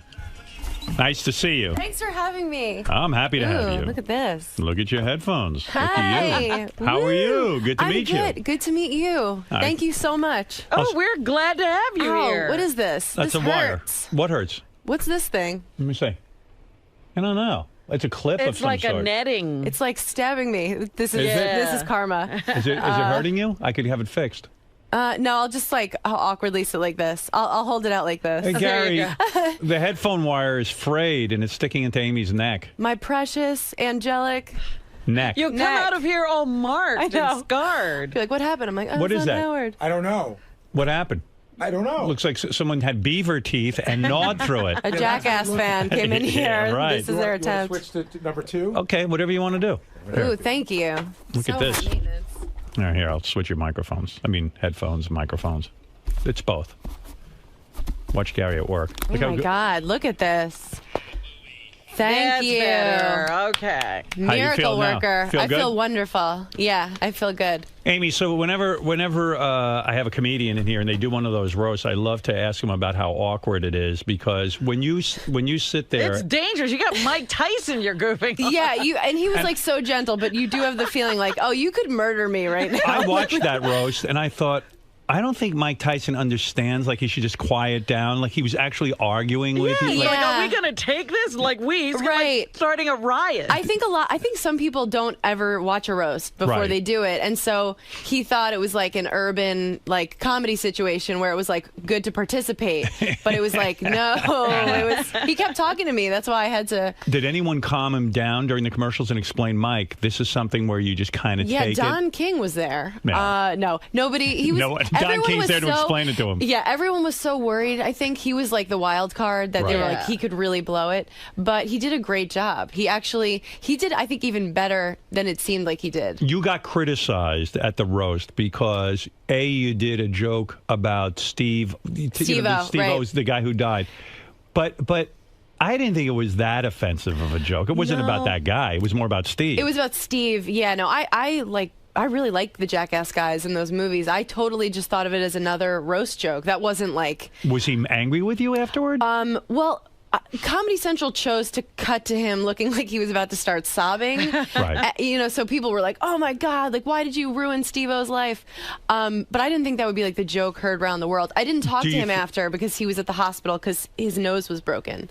Because of this thing he did on the roast? Because Tyson, yeah, he kept running into Tyson's fist. And he broke his nose. Yeah, that was the goal. That is insane. Yeah, it wasn't fun to watch. I left the stage. I was like, that's not. And you I know don't what? Need that. They barely spent any time on it. Was like all for nothing because Yeah. Steve just ran into Mike Tyson's fist And Yeah. he broke his own nose. Yeah, if you watched at the very end, William Shatner's watching, and he goes, he says something like, Steve, oh my God. Like, it was just, it was not a fun display. I didn't like I feel seeing bad that for live. Steve-O because he's not, I know he wants to be a comedian and Yeah, stuff. he's doing stand-up. But he always then relies on the stunt that's going to eventually get him killed. There is a sadness to that, but Yeah. people love him. Yes. Like, he has I found out the hard way, they have majorly hardcore fans. I love Steve. I've had him on the show many times, great. but I He's always great. think he's going to kill himself. Like he'll all of a sudden light himself on fire, and I Yeah. go, one time this is going to go horribly wrong. He's a Yeah, liability. that's the fear because For he sure. feels he has to deliver that. I know, and it was like, he so is going in the stand-up direction,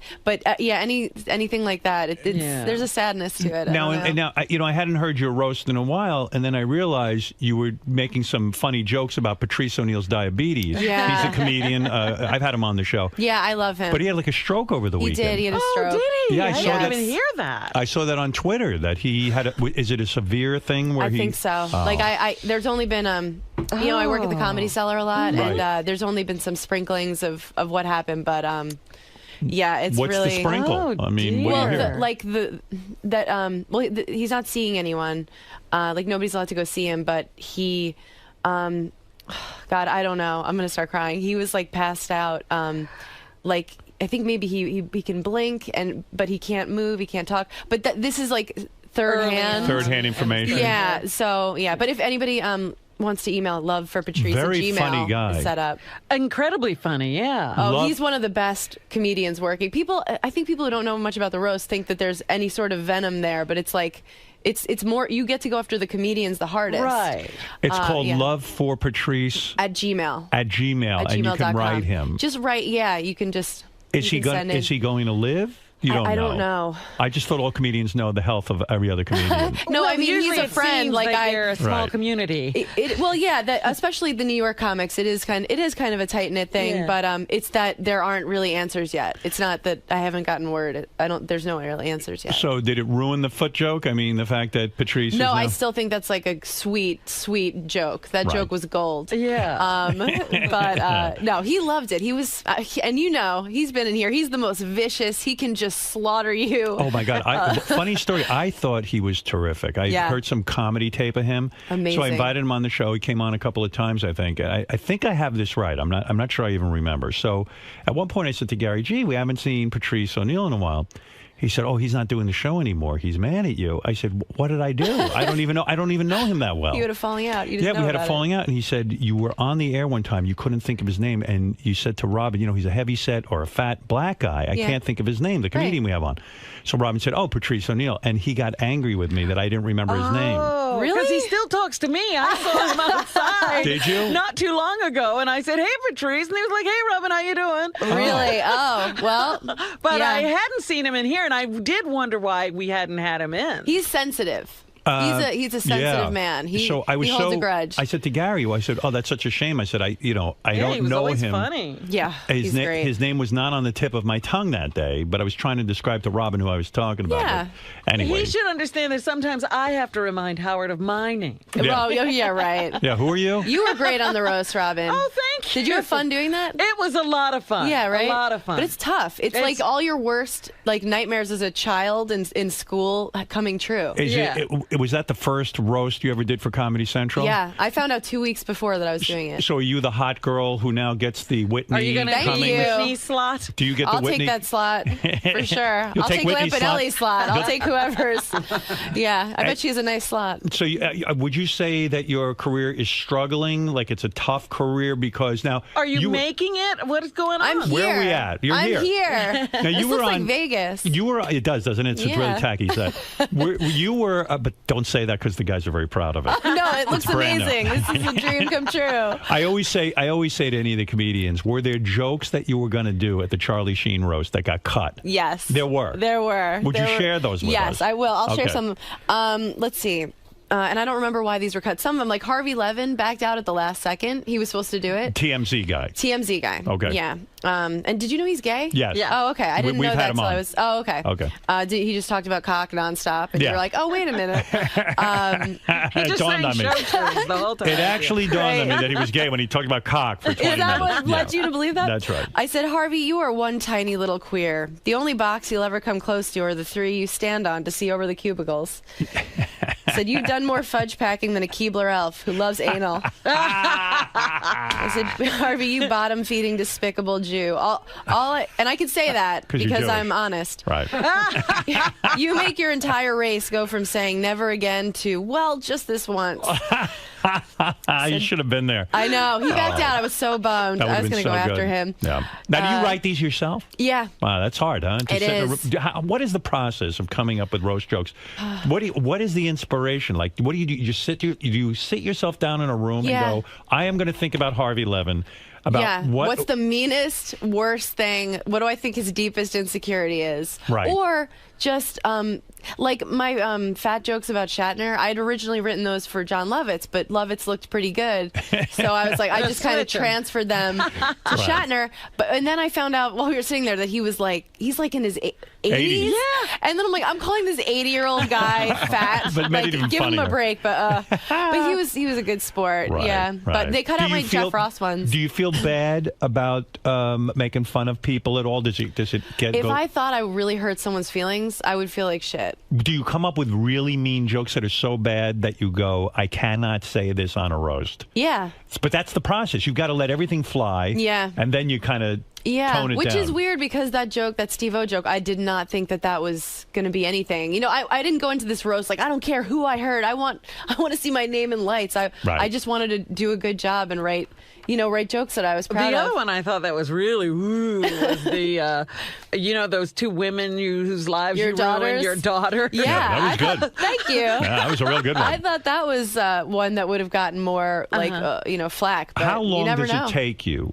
Like you get basically like 2 or 3 minutes on those roasts. Yeah. How long does it take you to come up with your roast material, your A game for a roast? Well, it's 6 minutes. We each get Okay. like between 6 and 8 minutes, except Jeff Ross gets like an hour. Right, because he's so good at it. Yeah, he's the best. He's Right. the best. Well, Geraldo was the best. Yeah. Greg Giraldo was great. Oh God. Yeah. Yeah. So I think I found out that I might maybe do it like a month before. So I just started writing, and going around trying my set out. When I found out I was definitely doing it 2 weeks before, I went to every club and tried out the jokes. Every joke, right. And Yeah, Charlie which is Sheen is pretty easy. I mean, that's a lot to work with, and you don't feel bad doing it because his life is pretty awesome. Yeah. Right. You know, there's like not that much sadness to him, and I was glad he had us all over at his house the night before. Oh, really? At his manager's house, and he was just so cool. He just, I think, wanted to look us in the eye and make sure we weren't like, we're gonna get you. That's kind of weird. I had no idea. Yeah, I didn't know that. What a preemptive strike. It was, well, I thought it was a great idea. It's just because But does that make you eliminate some of the jokes that the fact that you were at his Yeah, home? when Lovitz wasn't really fat, I eliminated those jokes. No, but I mean, did it make you eliminate any of your Charlie Sheen material because you were meeting him? Oh no, not at all. I would think maybe that would ruin it ahead of time. If I was Comedy Central, I'd be like, no one's getting together the night before. No, they liked it. I think they're going to make it a tradition. I see. Because it's like the way I felt about it was like we're all kind of we're all doing this show together. We're all making this show together. What do you mean they decided to call you like a month in advance and say maybe you'll be on? Well, they shoot for the stars. Like I think they put an offer out. They put out offers to like Johnny Depp. You know, they hope someone's going through a bad phase. Like they'll just catch someone having a meltdown. But is Johnny Depp really the right guy to have to one of those roles? You've got to be really He's professional. hilarious. No, I'm just kidding. I'm just Johnny Depp, I mean, would be a disaster. Although people are excited to see Johnny Depp, People the movie love star. famous people. Yeah, but I mean, you need a couple of views. You need comedian, like comics do the best on there, no question. They That's right. sweeten everybody else's set after the fact, but the comics I think always do the best. Right. Yeah. But yeah, my favorite part of the whole process was running around getting ready. So what did they cut of you? What did you say about Jeffrey Ross that they cut out? Oh, they cut out all my Jeff Ross jokes. Really? I like to intro to him. I was like, Jeff Ross is gross. I was like, but I mean, I could see a girl hooking up with you, Jeff. I would sit on your face just so I wouldn't have to look at it. That's good. Why did they cut that? I don't know. I think just for time. They like to see the stars. Like, I Right. mean, and he's a star, but he's not Right. Sheen. Kate Walsh she's had such a full life, but no one to share it with. She really proves that no amount of money in the world can fill the hole that her uncle used to. They said no. Oh. They're like, no. I'm like, okay. I don't know. I would have liked her. Right? Yeah. Why not? Yeah. She was cool. She's so cool. She would have been fine with it. Does it kill you inside when you've crafted these jokes, you went to comedy clubs, and then they go, ooh, And they stay on that piece of paper. You mean the audience or Comedy Central? Does it kill you that like you spent all this time working on a joke and then suddenly Comedy Central says at the last minute, ooh, no, no one's ever going to hear it? Yeah, it hurts. Does, right? It's like a loss. Yeah. Yeah, It because sucks. I mean, you can't wait almost to deliver that joke. Yeah, there's so many changes last minute that I was like, oh, it's going to be like this. Like I was supposed to go up earlier, and then they're like, you're going almost at the end. So it's all these things, and you're just like, oh, and they don't care about. They care about the celebrities.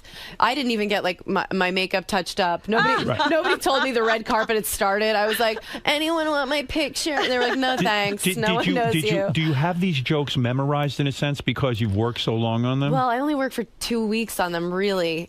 So a little bit, like I'd said them a bunch, but they're not on the tip of my tongue like my act would be. Is it your biggest fear that you'll craft a joke for the roast and then you're delivering it and then you stumble like over a word and then all of a sudden, like Sarah Silverman told me that's her biggest fear. My biggest fear is rape. Rape. Next to rape. Then, right after rape, a close second is no, not at all. I don't know. I don't think so. Would your biggest fear be getting raped at the roast? Yeah, getting raped on TV. And stumbling over your line. Yeah. Yeah. Oh, my God. Speaking of rape. Yeah. So the one taboo thing they said to you, you can go do the Charlie Sheen roast, do whatever you want. But Mike Tyson, you can't mention talk about the rapings. You can't talk about rapings. Yeah, but we like sort of skirted around that because once they realized, because it wasn't the network that said no rape, it was like I think Tyson's wife, or they were like, hey, can we just sweep that rape under the rug? Yeah. And we were all like, yeah, of course, we wouldn't bring that up. But one of my jokes, I just said, when you speak, you sound like a girl crying. Do you give yourself an erection? But he was like, he didn't even understand that. Yeah, it was that felt bad. That felt like like making fun of someone who was just like, what? Why didn't you say? The whole time he was saying, hey, are we going to take this? I was like, oh, that brings up the rape to me. I know. He's like, when should I start raping this girl? Shatner's like, I don't know. Why didn't you say to Mike Tyson, I know you said no to the rape jokes, but since when does no mean no? No means yes, Mike. Yeah. I wrote some good rape stuff that I had to cut. Losing the rape hurt. That really hurt. That was a good That minute. was a rape. Yeah, you got raped by the rape joke. Yeah. So when you do these Comedy Central roasts, that brings you, like, I had never really heard of you, and you were on Last Comic Standing, and you came in 4th place. Yeah. And yet I never watched that show. No, me neither. Yeah, I didn't care about. I can't even believe it's still. Is it still on the air? I don't know. You don't even know. Sometimes I'd never seen it before I did they it. don't. I don't think it was on this it has summer. launched. No one. Right. You know how American Idol had Kelly Clarkson? There is no one that got famous off that show? No, not at all. Which was a great thing. I've been doing stand-up 3 years. I was like, who's from out of town? Like doing soft shoe, and luckily no one saw it. So I got to then, for a year after Last Comic, I went around and I headlined because, enough people watched it that you're a draw on the road. I really just got away with it. I'm surprised no one got their money back. And then I went back to opening for Attell and Norton and featuring and going on the road, and now I'm a headliner again. Yeah, right. Did you always feel that you wanted to be a stand-up comic? Was this something like was a burning desire? No, I'm looking to get out. I'm thinking about going to dental school. You want that sitcom? I don't know if I want that. I want to do work I'm proud of, like everybody, Right. But I love stand-up. Where'd you grow up? Rockville Center. Oh, yeah, I know. A horrible place. It is a horrible place. I hated it. I did not fit in. A lot in. of funny people come out of Rockville Center. That's true. Attell's from there also.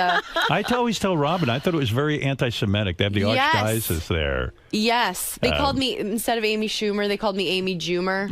Oh, wow. I'm serious. And one day, it was like this summer day, and I was walking past this bodega, and That's a deli for. We don't know that. Yeah, right. I did Rosetta Stone, Right. and these kids they're like start throwing pennies at me, and I didn't even know that was like a. I was confused because they looked really mad, but I was like, "This is awesome!" You know? Hey, free money. Well seen in Goonies. I was like, oh. Hey, they like me. They really like me. Yeah, no, I dealt with total anti-Semitism in Rockville Center. They have that golf club and beach clubs where they're like, I'd have to change my last name so they didn't know I was Jewish. It's like the real deal. So how do you end up in stand-up comedy if you didn't fantasize about it? I was a problem child. Teacher's worst nightmare and class clown were like my little awards. Oh, really? Were you really a bad kid? Yeah, I had Saturday detention every single week. Really? Yeah, like Breakfast Club, Saturday What would you detention. do in school that was so bad? I was a huge wise ass. I would say the funniest thing I could think of. Like I just liked making myself laugh and making people uncomfortable. Right. I would always and I never saw the teachers as like these untouchable authorities. Wow. I'd be like, listen, Gil, I'm really bloated today. You know, I can't be in your gym class. Yeah, I was like, I know that you go home and you black out and you call hookers. Like, do I have to pretend because you're wearing a suit that I should respect? I just couldn't. Wow, so you were disrespectful. Did you go to college? Yeah. Oh, you did? Yeah, no, I wasn't disrespectful to the teachers that like treated you like a human being. Right. But you know, the people who like just have personality disorders who take it out on kids. I like justice. You know. Are men really intimidated by you because That's you're? what I tell myself. No, seriously, are they? Do you have a boyfriend? No, I'm You single. don't. You Yeah. broke up recently? Yep. Were you dating the guy who was on the roast Yeah. with you? Yeah, we were together for 2 Which years. guy? Oh, that guy? Anthony, yeah. He's great. The guy whose it name wasn't you bad. didn't know. Yeah, Right. like Vandersloot. Well, he has a rapey quality about him. I think that's why I was attracted to him. I always like guys that look like they could play. Is it weird to rapists date on Law & another? Order. Is it weird to date another comedian? I mean, is it he wasn't weird. competitive? We were never competitive. Luckily, we were both doing pretty well. Right. But Who's I a mean, better comedian, you or him? Oh, me. Right. Come on, let's be Clearly. honest. You're not going to date somebody better than you. No. He's a great comic. He Yeah. really is. Yeah, I would love to be like, he's never gonna make it, but I think he's gonna. So why'd you break up with him? Seemed like a happy couple, right? We were good. It was just. We wanted way different things. I would have loved for us to have stayed together. What'd you want? Marriage and everything? No. No. What different things do you want? I already have a ring. The Nuva ring.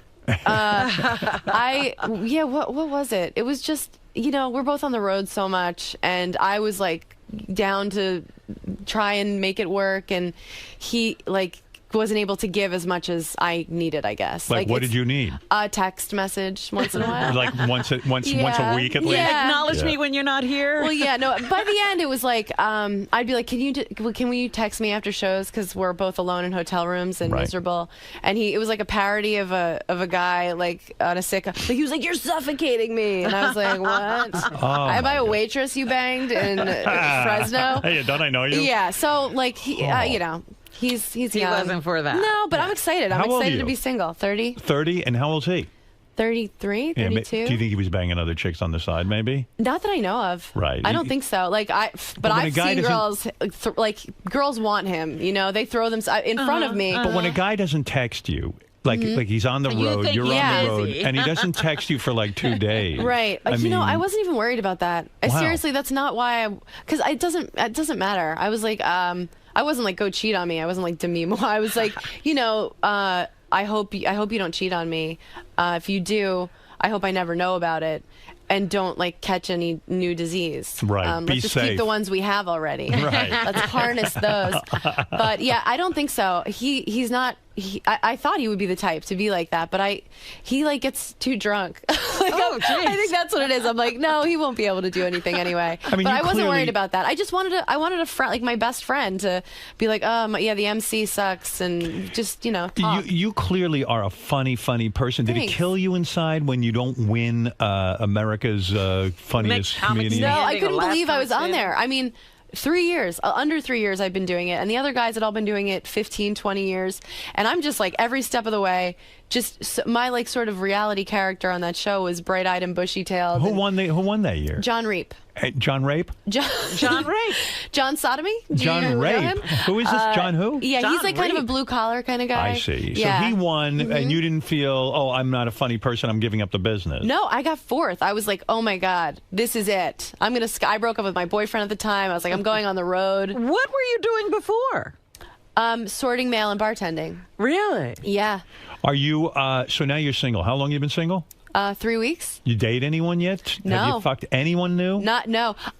We broke up one time about a year and a half ago, and I was like, all right, like maybe I'm still like I was in college. Somebody needs this. Right. And I went out and I was like, and I met a guy. Where'd you meet him? At a bar? At a bar. Right. I met a guy, and I didn't like. I just thought he was really hot. I was wasted. That night, I was like, oh my God, he looks like the Twilight guy, like Robert Pattinson. Oh, you know? that's a handsome guy. In the morning, I'm like, you look like fucking Governor Patterson. Like he was not cute in the morning.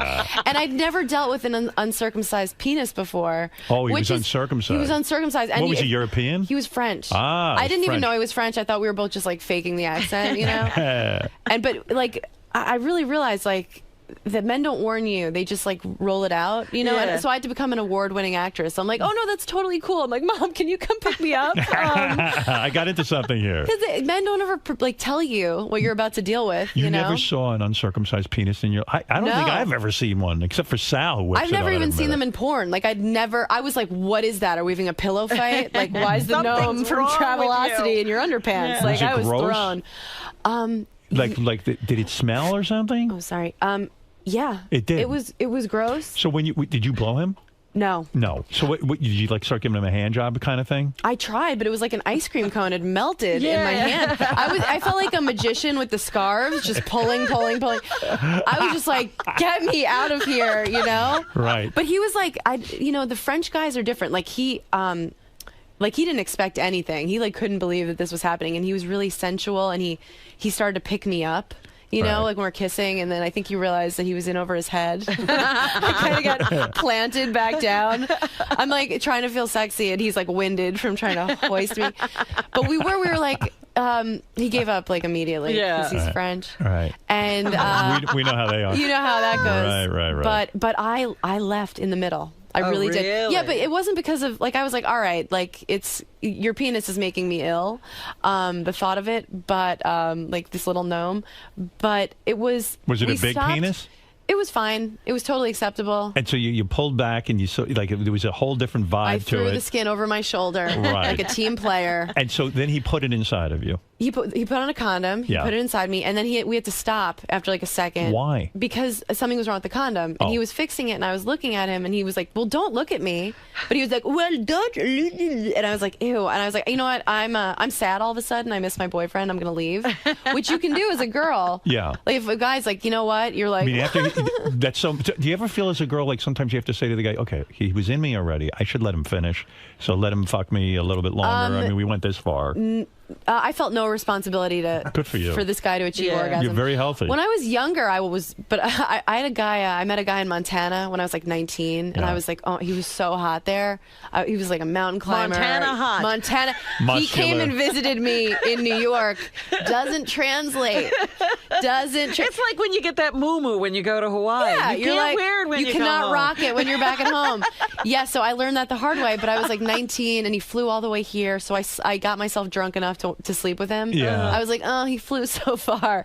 But now I'm older. I'm like, you can always get out of fucking someone. What is Unless it that it's Tyson. What is it that it doesn't work? I mean, it's kind of like yeah, he's out of his environment. Yeah. He's hot there. He doesn't fit in with my friends. That kind of thing. Well, it was more than that. He was like pointing out gay people. Oh, I see. And he was. Hey, there's a gay. Oh, this is really New York. Yeah. You know, when you're in the mountains and all you're seeing is the sky, and he was like in a Dave Matthews cover band. I was 19, okay? I'm 19 years old. And but in retrospect, like, he was such a dirtbag. Like, he just wanted to. Hey, wait a second. Here's the French guy who fucked her. We just found him. Oh, he's on the phone. I would be What was it like when you were? What were you like? Did you enjoy having sex with Amy? Oh my God! It would have been nice to have a little sex with her. You were having sex with her. I was trying to have sex with her. Yeah, so This is sounding like feeling my Borat. foreskin over her shoulder. This is not sounding French. Condom. Oh, I don't know. It was the condom was grossed out too. Was your foreskin? Pretend it was upholstery. Use your imagination. You're a comedian. Oh my God, flawless French accent. Thank you. That's Wow. I trained him myself. You're a dialect coach. I That's had no right. idea. So you were a bad kid Yeah. who got in trouble at school, and then you make the switch to become a comedian somehow. Yeah. First time you get on stage, a disaster, I imagine. Where do you go to become a comedian? I went to Gotham Comedy Club. Yeah. It used to be on a different street. It was like small, and I just walked by. I'd done theater, like I majored in theater, Right. so I didn't have to get over stage fright. But I Where'd you go to college? Towson University. Where the hell outside is that? Baltimore. Maryland. Mhm. Yeah. Maryland. Yeah. I Acting center of the world. Oh God! Yes. Everybody that comes out school of has Towson. churned out every I think great Meryl artist. Streep, Jack Nicholson, Right. Marlon They don't Brando. I think talk about Brando. it. He would Brando. come back Talk and about it, have a but they couple all went master there. classes. Yeah. So you went there. Charles Dutton, guys. Anybody? Oh, boy. Rock. And then you got up on stage. Yeah, I tried it And you killed, I bet, the first time. the first time. Yeah. Did you have material when you got up on stage? I walked past Gotham and it said, if you bring 4 people, you can get on stage. So I called, I'm from not far away, so I called people. They came in, and I wrote horrible jokes and delivered them like I was Seinfeld. Yeah. What was the first joke that you ever told? Do you know? Yes. What is it? Oh God, it was about when you're on the bus in the city. They have these things that go across town, you guys, that carry people, buses. You'll never have to worry about it. But Yeah, I heard when you're on the bus, if you feel it like deflate, the tire deflate, it means like a person's getting on that's all jacked up. And it's like some woman like who comes on and her like there's like things living in her legs. I talked about that, and I talked about skywriting and how skywriting annoyed me because it always faded. And I had like a little arc to the set because I was like, so this summer if you're going to propose to somebody, guys, it was like it was horrible. Was your delivery all wrong? Was it just like... I had like some sense of timing, but Right. I have a tape of it, and it's the most. I would rather watch my parents have sex than watch myself do that again. Did your family say to you, listen, you're destroying your life. This is ridiculous. No. You don't know what you're doing. My mom was like, when are you headlining the Apollo? You Wow. are. She inflated my sense of self my whole life. Like I thought I was a model. Like I walked, Right. then you get old enough, the kids start getting mean. But I walked in the first day of middle school, and I was like, "Who wants it?" Because she convinced you were the best looking girl ever. She convinced me. She was like, "You're an angel. You sparkle." And I was like, "Look what you made." Mom. Oh, So I is thought that it was bad amazing. parenting? Can some parents go overboard in inflating their kids so that they're not prepared for the world? Well, I feel like I'm glad she did that. Yeah. There's nothing that can prepare you for I mean, kids are so mean. Like they were so mean. So you're gonna, find reality sooner Right, or it's later. there. But was your mom in shock whenever you did something bad because she was so convinced you were an angel? Yeah. She would be like, when I was in 6th grade, I bit a girl. She cut me in line, and it was like the day they had steakums at the cafeteria, which I found out later is just like not at all meat. Yeah. But this girl cut me, and I didn't really bite her. I just like scared her. Right. So they call my mom, and they're like, "Amy bit someone." She's like, "You have the wrong number." And I'm like, "Mom, I was just trying to scare her." But your mother was a pushover. Hey, you Yeah. have a funny story. You went to Great Adventure one time, or one of those places, and you were Yes. waiting in line for a very long yes. time. I went to Great Adventure, Right. and I don't like amusement parks. I Right. think they're horrifying. But I went to Great Adventure, and I was with this family, and they were intense about Great Adventure. They brought us. We had to go there at 6 a.m. so we could go through the stupid safari. We saw like one thing that might have been a monkey, Right. but I think it was just like a stuffed animal. It was like a pigeon wearing ears, and then we waited for the Scream Machine, and there's a special line where you can wait to sit in the front seat because that's the best seat because you look like you're going to die. Right. So we wait for hours, and then it's our turn to sit in the front. And who gets to cut the whole line and take our seat? Robin. Robin cut us. Robin on the Scream Quivers. Machine. Robin Quivers. You cut us. Yeah, what you kind of a evidently- human being? And we're all going, Robin, Robin, we've been Did she waiting. get booed? No, everyone was really excited to see her. She knew everyone loves her. She smiles, and everyone. Great Adventure was a sponsor of ours. I remember this. Right. And because if you were a VIP, so to Yeah. speak, you got to cut in Well, front they of the had line. somebody bring me around Yeah. to every ride. Right. So, you know, you don't It really... was way more exciting to see you than it was. No one was pissed. Everyone was like, Well, it's funny because they were a sponsor of ours. So Gary gets told, you can go to Great Adventure. You'll be able to cut in line. Yeah. He brings his wife, his 2 kids. They go. He cuts right in the line. He said he got booed so badly. And people started taunting him in front of it and his children and everything In front of because his children. well, in front of his, they were taunting the kids too because you know what, people had waited in line a really long time, Right. And all of a sudden, look who's here, Look Gary. who's here. Fa- fa- Money Fooey. bags, Yeah, Fooey. money no, well, he doesn't have that He said it smile. was He doesn't so have Robin's. bad. You know what it was? It was. I realize now, especially hearing Amy's story. Yeah. Like the woman who brought us around, she said, "Oh, you know, I had Chris Rock last week and everything." So I figure if you're going to get cut, you expect Chris Rock to walk Yeah. up. You see Yeah. me, Not Baba Booey. like what the fuck? What a disappointment. Yeah. So you were, I was reading notes on you. You were a Yeah. really bad person because you used to shoplift. You'd get into big trouble. Wow. God, did I say that in my interview? Yes, yeah, yeah. I got arrested a couple times. She got arrested a I couple did of You're not. lucky not to be in prison. That What is this? correct. That is Every correct. kid goes through a shoplifting stage. I Not went, like me. But did you? I mean, every kid doesn't get caught. Yeah, well, I was, it was grand larceny. You shoplifted? Oh my God! All of my friends. My mother did not like my friends. Now I realize why. They are bad friends. They would they would say we're going to go to Roosevelt Field and we're going to have a shoplifting spree. And I would be in such a nervous panic. I go, well, I want to go along with the group. I Yeah. want to be a part of this. And they were all terrific at it. I had a friend who could hide whole record albums. There was no CDs. It was record albums underneath his coat. Oh, my God. Another friend would go into like a Barnes & Noble type bookstore and steal every book, hardcover, Yeah. softcover, everything. And it was sort of like a competition. So they bring me along. I'm sweating bullets. I don't want to steal anything. I have this. I'd never stolen anything in my life. Yeah. I walk into Macy's, and I saw tie tacks. Now I don't wear ties. I'm a little kid. What are you going to do with What that? do you need a tie? But I wanted to steal something so I could be in with Like, the look, crowd. guys, yeah. And so I swiped a tie tack. I stuck it in my pocket. I was shitting in my pants. I came out with this tie tack like I had just won the lottery. Right. I remember bringing it home and feeling horribly. But the thing that saved me was I brought my cousin with me, and they wanted him to shoplift, and I felt in charge of him. And I said, we're going home. I don't want anything bad. I went home. Thank God.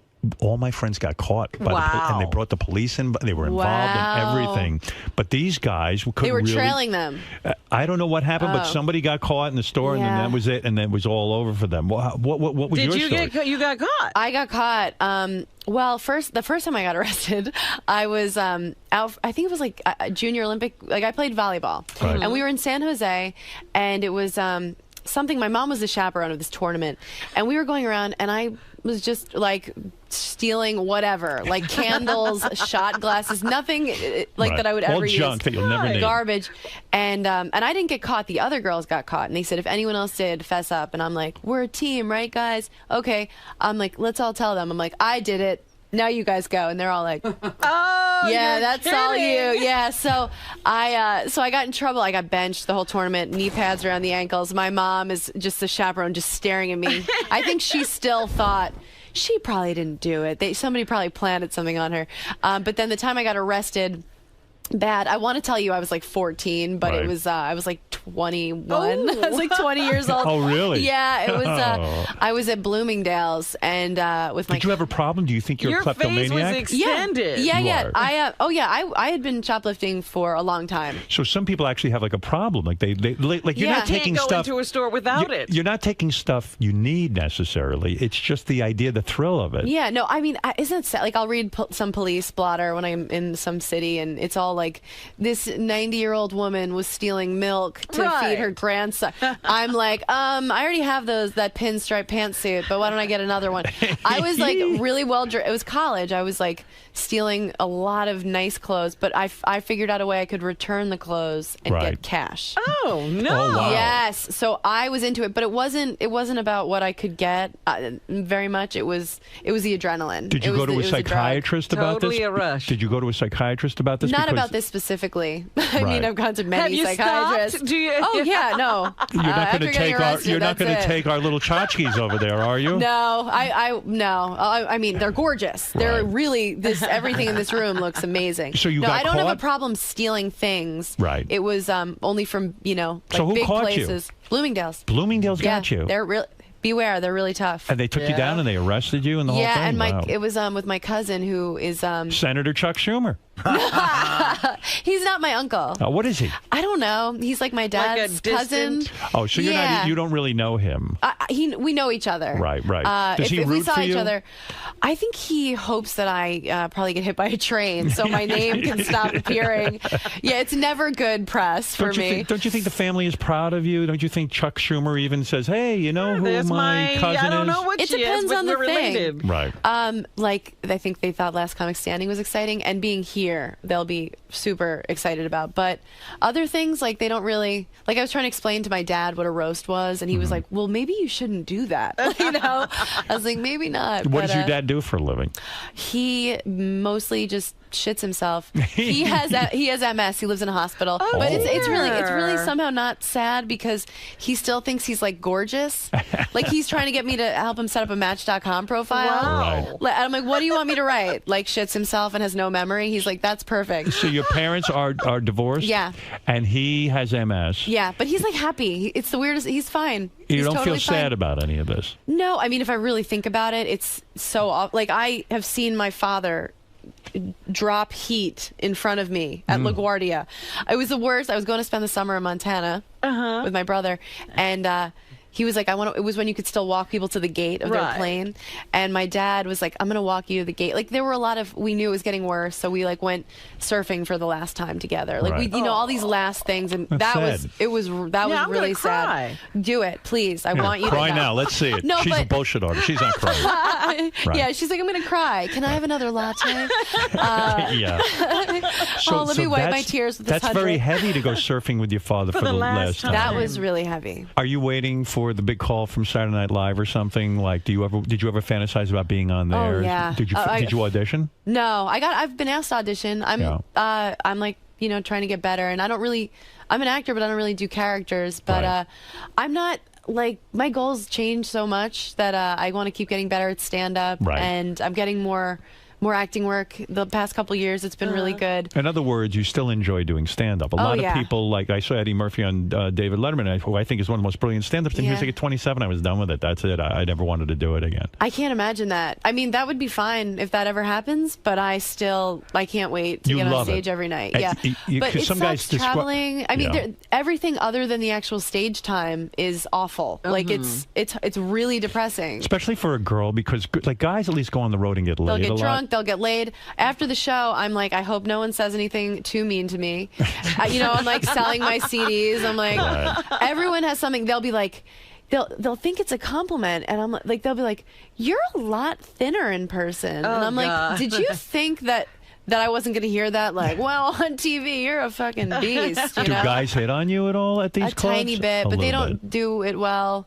You Yeah. know, they'll like come up and try and like make a joke. I would love to like meet a guy and be like, let's check out the Best Western. You're a successful stand-up comedian. Can you make a good living doing it nowadays, or is like income gone down because everyone's sort of hurting? The economy. No, I'm in a good position. I'm not rich. I live in a studio and ride my bike everywhere. What but, kind of living can a stand-up comic who's really headlining now and doing a good like headlining now on TV a little bit? Yeah. You can make 100. Can you make 200? Yeah. Yeah. Wow. So you could have a good year, make 200 grand. Yeah. And Totally. And you travel. How many days a week you got to travel? I'm usually on the road 4 days a week. Okay. I'm trying to do it less. I'm trying to only go out maybe 1 or 2 weeks a month. Right. But the bigger you get, if Yeah. you do a couple more of these Comedy Central then things, you get to do a theater. right, and Yeah, then suddenly the world is your oyster. Oh, you have a private jet. There is Right. no road. You There get is- to fly home, That's sleep in right. your own bed. You'll never drive have yourself sex with your again. own wife. So what's the goal? You want to be the world's greatest stand-up? No. You just want to make a living being a stand-up. You want to get more acting work. Yeah, I want to develop. I want to make. What's the best acting job you've had? I just did a movie with Steve Carell. Oh, no kidding. Yeah, it's called Seeking a Friend for the End of the World. That's a big deal. Yeah, and I'm developing a show with Comedy Central, and CBS just bought a pilot. Oh, very yeah, nice. I'm making moves, and I'm going to be on this show that's on Adult Swim called Delocated, and it's the funniest show I've ever seen. So this is it for you. You're on your way. I'm trying. I want to just what do you think? Don't you just have to keep making it interesting and fun for yourself? Yes, you do. You Right? do. Yeah, That's it. otherwise you go insane. Let's go to Rick. We're on with Amy Schumer. Her album Cutting is available now on iTunes. Are you referring to the fact that you cut yourself or something? That my cousin did. Yeah, my sister did. Your sister was a cutter? Well, that's what the joke is on the album. Oh, that's funny. What? Yeah, well, the way I get off stage is I say, I'll leave you with this. My little sister, used to cut herself. And then I put the mic in the mic stand and I leave. And that's the joke. That's the end of my set. After I spend an hour with these people, I leave them with nothing. Is that a reality or is that a joke? It's a joke. It's a joke. I'm not clear, but I won't press you. No, on it. my sister's a school psychologist doing really well. I see. Okay, Yeah. very good. All right. Well, that's what happens. If you do cut yourself, you become a psychologist. Rick, go ahead in Pittsburgh. Hey, thanks, King. Amy, were you spanked growing up, and do you think you still deserve a spanking for all that shoplifting you did? Well, thank you for asking that. All right, that's Richard. but it is an interesting question. You know I what? was spanked growing up. And fully nude? Yeah, and once in a while a finger would slip in, and I'd be like, "Wait, is this punishment or not?" Who was spanking you? Your Mom dad? spanked me. Your Dad mom. spanked me once because Mom made him, and he cried the whole time. But they didn't which make was you, really awkward. Did they make you pull down your pants and get spanked? I don't remember being ass out. Luckily, I was at an age where but I totally had it coming. If they hadn't spanked me, She remembers. I What loved about that every sexual? second of it. Because I find you a very intelligent woman, Thank you. a very bright, sexy woman. But I could see where a guy gets intimidated because let's say we get in bed Mhm. and then I want to spank you or Yeah. something like that. I would think, oh, she's going to think this is funny. She's going to make jokes about it. I mean, I do am guys, no jokes in the bedroom. you are able to I am turn it off. dirty, and I am no jokes in the bedroom. What does it mean you're dirty? I like having fun in Not bed. anal. I've never had You anal. talk dirty? Yeah. Oh, you do? I like being talked to. I like talking. But I dated a guy. Yeah. The last guy I dated, he needed the sex got really weird really fast, which I guess it has to, because if you don't enter that stuff in early, like after 5 years, and you're like, it's hard to put will it you in, wear this yeah. rice patty hat? You'll be like, where is this coming from? But so it got to a place where he wanted to watch me watch porn every time, and he needed me to talk constantly about things I'd done. Oh. So at a certain point, I ran out of shit. I started lying, and then he Because started. you're not that sexually experienced. I mean, Well, there's only so many experiences. There's you only can so much I've done. Yeah. And then, so I'm making up stories. And then he started fact checking. He'd be like, wait, you said, I'm like, fuck you. I haven't had a new story for a year. Right. It was exhausting. Tell me the time that girl came on to you. Yeah. And, I'm like, right. do you really think any of this happened? At It's like some whenever I point- start dating a guy, I always pretend maybe I'm like, I don't know, I've thought about a threesome, but. And then 6 months in, I'm like, I'm not doing that. At That's some weird. point, I mean, at some point, it You just gotta like having sex, it can right? get it can get exactly. Yeah, it can get what weird. about just fucking each other? Yeah, doesn't it What feel happened good enough being What inside of happened me? to penetration? Yeah. Come Do you need a on. lot of foreplay? Not a lot. Right. I like If a guy spanks you, you don't think that's weird though, right? You're No. okay with you're down with it. I'm more than down with it. Right. Oral Yeah. sex okay with you both ways? Totally. You're all right with it. Huge fan. Unless you're not circumcised. Yeah, in which case, get out of here. Gunplay. Gunplay, squeak- only on you- the high holy days. Shoot you in the foot, maybe, with my gun? All right. Let's go to Bill. Bill says he wants to say hi to Amy Schumer, the new album Cutting, available on iTunes. Go ahead, Bill. Hey, Howard. Hey, now. Hey, now. Hey, Amy. How you doing? Hi, Bill. I really love you. Thank you. All right, I don't think we're going anywhere with this. Nick, let's go to Nick in Charleston, West Virginia. Go ahead. Hey, Howard, I just want to get your opinion. Don't you think she's 10 times hotter and funnier than Whitney Cummings? Well, what about that? Are you, because you...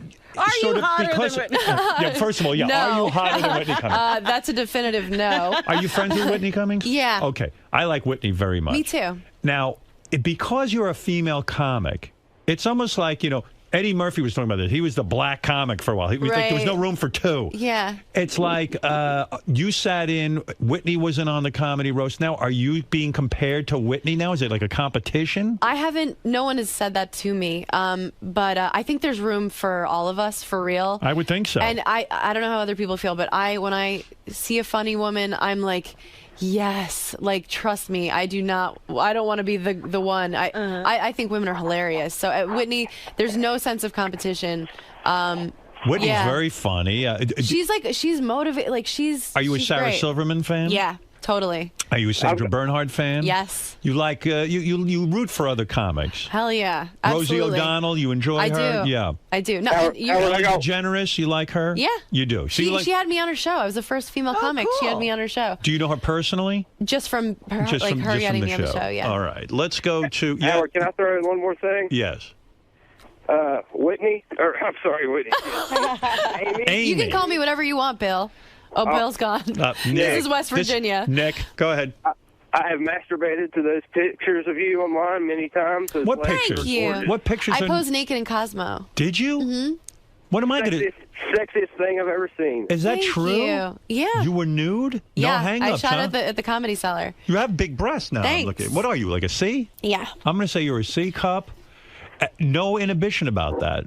No, I'm like, I better do it now while everything is still kind of where it's supposed to be. Did anybody say to you, like an agent or anything, like, listen, Amy, don't do this? Yeah, and I was like, bye. And I'm doing this. And what'd your mom say about this? She was at the shoot. She was there. She was watching the door. We did it at the Comedy Cellar, and she was making sure no beer deliveries came in while I was... You showed the vagina? No. Just the titties? Yeah. What'd you do with the I was vagina? just in underwear. I mean, Panties. they were like, "Will you take off your panties?" And I was like, "Okay." And my mom was like, "No, no." No, you I was pay like, for that. Oh, yeah. I was like, "Okay." No kidding. No, yeah. I have to see this. Check it out. Oh, you are free. Hey, thanks, Why did you bring your mom to a nude shoot? I don't know. I think. Well, I wouldn't feel sexy in front of my mom. I didn't mind it. I guess that is pretty boundaryless and disgusting, but I felt fine. Because it wasn't about it's Cosmo. So I mean, I wanted to feel sexy, but Was it was your mom more, naked too, just to support Everyone you? was naked. Beautiful, her yeah. boobs were on the floor, running around. Wow. No, it was. Oh, there it is. There's one of them. Look at you, naked. Oh. Oh. Smug over the shoulder shot. Yeah, it was like about the article I wrote to go along with it. They gave me like 6 pages. Like they've been very cool to me. Kate White, the editor in chief, there is the coolest woman ever. You look so cute there. Thank you. Yeah, they chose like a little cute one. I was like, can we use the ones where I look dirty? And they were like, no. But no nips. You don't see any nipple. No. Well, I have some. I don't know if there are any online where you see nipple, but there were some where you saw more. Yeah, and you have a good body image. In other words, you don't sit there all day like these women and obsess. Oh, I've got to lose 5 pounds. I got to gain 10 pounds. No. You're not freaked out. I by mean, that. I'll have days where I'm like, oh my God, what happened? But I feel like sexy. I feel like good. I work Right. out. I take care of myself. When you date a guy, do you walk around the house nude? Not over like not annoying. I'm not You're like not a the sign nudist? like opening Okay. pickles, but I'm naked a lot. I'm not hurrying to the bathroom covering myself up. I'm All right, Abe, go ahead. You're on the air. You're on with Amy Schumer, and then I'll let you out of here. We've kept you locked up for an hour. Go ahead. Thank you. Hey, Howard. Hey, now. Hey, Abe. Amy, just a question and a comment. Okay. Number one, what is it you do for a living? And number two, I'm looking forward to seeing you appear on a carton of milk. Okay. What does that mean? That's an insult. He's He wants insulting me her. to be. yeah. He wants me to be. I saw you stolen. on the Charlie Sheen roast. I didn't think you were funny at all. Okay. Oh, come on. You're- She was so funny. Oh, yeah. Her joke about... What about her talking about her dad? How much darker does this get? Oh, yeah, the joke that she made about Steve-O's buddy... That was not a you're bad joke. upset about that. Well, let's talk about it. I Go mean, ahead. let's talk about it. What made you upset about me saying that joke? Let's talk I about thought it. it was tasteless. It hurt your feelings. You thought it was too No, it soon. didn't hurt my feelings. I just really thought it was tasteless. Okay, you're completely entitled to feel that way. I didn't say it with any malintent. I didn't think that it was going to hurt anyone's feelings, but I understand you feeling that way. That's okay. Okay. I mean, I'll tell you that. You're cute as hell. I'd love to bang you. Thank you. Well, that hey, means that's the world. nice. That's something. That means the world. By the way, I Thank should you. tell you, this guy is Anthony Jeselnik, the guy you date. Yeah, so go ahead, Pat. Pat, you're on Hey, the... how you doing, Howard? Hey, now. Amy, you were on a roast a while ago, and you did a joke about leg braces. It was the funniest thing. And Oh, thanks. What one and was I that? think you're Well, I the just greatest said- comedian. and I'm glad you're getting, the recognition you deserve. And Howard, I love you, 20-year listener plus. Thanks, Pat. And thanks for getting me through every day. All right, Pat. Thank you. What was the joke I just that Pat's said I talking about? wasn't a good-looking kid, but then the old story, I finally got the braces off of my legs, and yeah, that's it. But that's really nice. Well, Amy, I wish you the best. Thank you so much. It was much. great having Thank you you here. for having me here. This the is a album dream. is called Cutting. I enjoyed your performance on Charlie Sheen Roast, Thank and I you. wanted to meet you, and I'm glad you came in. I think you're great. Thank you. Amy Schumer's album Cutting is available now on iTunes. Don't miss Amy November 5th at the Varsity Theater in Minneapolis. It's going to be a big show. Well, there's a theater. Big All right. show. You sell your own merchandise after the show?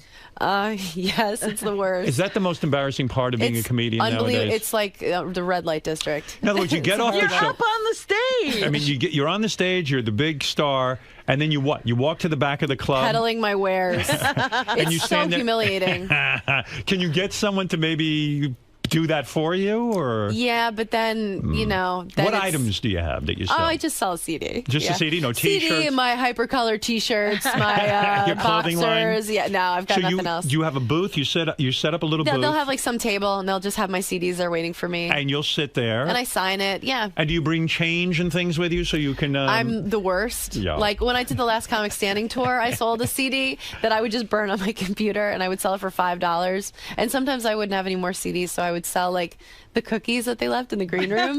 But That's no, funny. I'm not good at marketing myself. Is it worth how much extra money can you make a night? Is it worth the humiliation of sitting there and having to sell your own CD? I can make an extra $700 a weekend, wow. and that's a lot. That's a lot of money for me. That's big money. But it really doesn't feel worth it. It is Yeah. a horrifying, embarrassing thing. Do you bring your own credit card machine? I mean, how does it work financially? Like, how do you No. like? Let's say someone I'm buys. standing there. If someone buys, I don't know how much a CD is. How much is $20. $20? Yeah. And they say, "Look, I have 100. Can you break it?" I'll say no. Can you go to the bar? Sometimes see. people be like, I have to go to an ATM, and then they leave their date there with me, and they're like, "So, where do you go next?" And I'm like, "I want to kill myself." Now you've got to I wanna- entertain this person. It's because you've just expended so much energy. You know, you put so much of yourself into it. The last thing you want to do when you leave is that, so right after the show, I have to be Also, like I tap would, dancing. I would think, to build up your star quality, to see after you've killed on stage and you've done your thing, to be sitting there, Yeah. hawking your wares, so to speak. It's not good. Wouldn't it be good if the club could just provide someone for all the comics that would sell? I Yeah. guess you can. But then, people feel like it's mean, and they want a picture, and they want to meet you. So it's like, Right. okay, All I'm like, right. let me do that. These people came out, they spent their weekend night with me. But I don't know. Sometimes it wouldn't be as hard if people didn't have Believe all me, the backhanded compliments. After my show, I stand in the serious lobby. I'm selling CDs too. Amy Schumer's album Cutting is available now on iTunes. And by the way, for all things Amy, go to amyschumer.com. Thanks for coming in. Thank you Amy. so much. That was fun. Thank you so much. I had a good time. I Oh hope you man, did. so did I. Thank you Great so meeting much. you. Amazing meeting you. Thank Yeah, you. a lot of fun. Thanks a lot. You're so funny. Ooh, thank you. I get the. I used to get the. Hey man, your teeth aren't that big, and I'd be like, thanks. Yeah, you're like, oh wow, that's so nice. Yeah. Thank you so much. Amy, I knew the whole time you were You doing knew I was that gonna say great that? adventure story. I was only there twice. I was like, this is gonna be it. But we were so excited. But I was just like, we were like, hey, what? Oh, we were excited, and we have the picture because we sat right behind you. So there's a picture of us with you on the screen that's machine. hysterical. Yeah, it was really my ridiculous. Goodness. Well, you were great. Thank I love you. the roast Thank stuff. you. It was a pleasure to meet you. You too. Thank you so Okay. much for having me. Amy, well done Hi. today. Yeah, was it good? Yes, absolutely. Okay, good. Usually, you can sort of gauge it, I think, by how long you're in the studio for. Oh, do some people go in and out? Yeah. But that was good though. Yeah, that was nice. Oh, good. A nice slow roast, an hour. An hour. You really cooked in there. Thank you. Thank you. Yeah, I think so. I'm glad that there was one caller that was mad because it was like, okay, good, so it's not all just fun and games. I'm like, okay. Yeah, you got the full Stern Show experience. Yeah, yeah. Now, why is coming here like the mecca for comedians? Because Howard's not a stand-up that? guy. I think just because he's so honest, he doesn't blow any smoke. So, if he likes you, he really likes you. He doesn't need to pretend. Right, so he's not shticky like some terrible comedian. Yeah, he doesn't need anything from anybody. So it really comes just from a place of him enjoying what you do. So it's like the biggest compliment. Cool. And I look forward to your next appearance, and hopefully we can talk more about Uncircumcised Frenchmen. Yeah, let's get back to that. Yeah, I wanted to know more. Let's get back to the rape.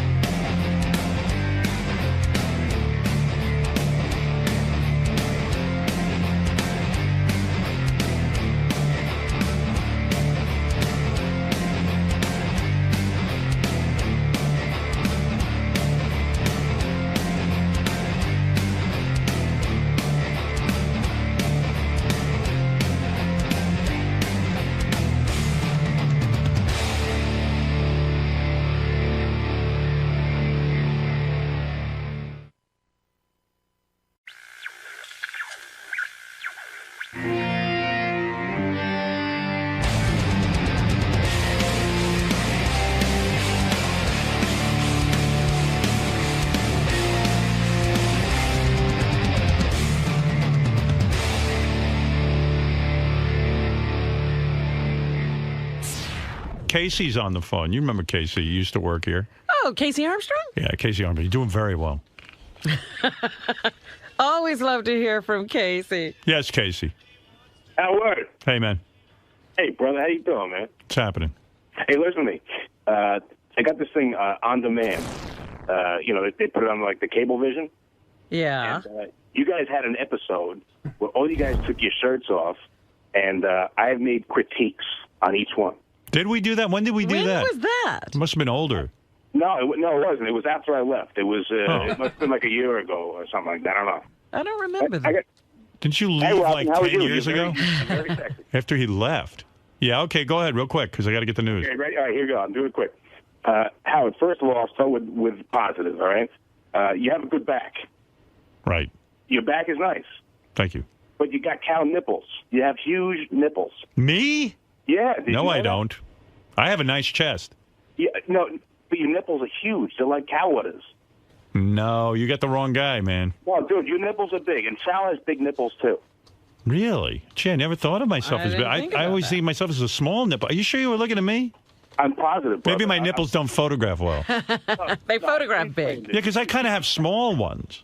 No, you have big nipples. By the way, is Casey gay or what? Yeah, what are you doing? Evaluating their bodies. No guy ever looked at my nipples before. and came away with that. I might be a gay. I don't know. But I can tell you something. Fred is looking amazing. Right. No, he's jacked up. He's got he's got a great chest. He's got good arms. Right. Right? I mean, have you?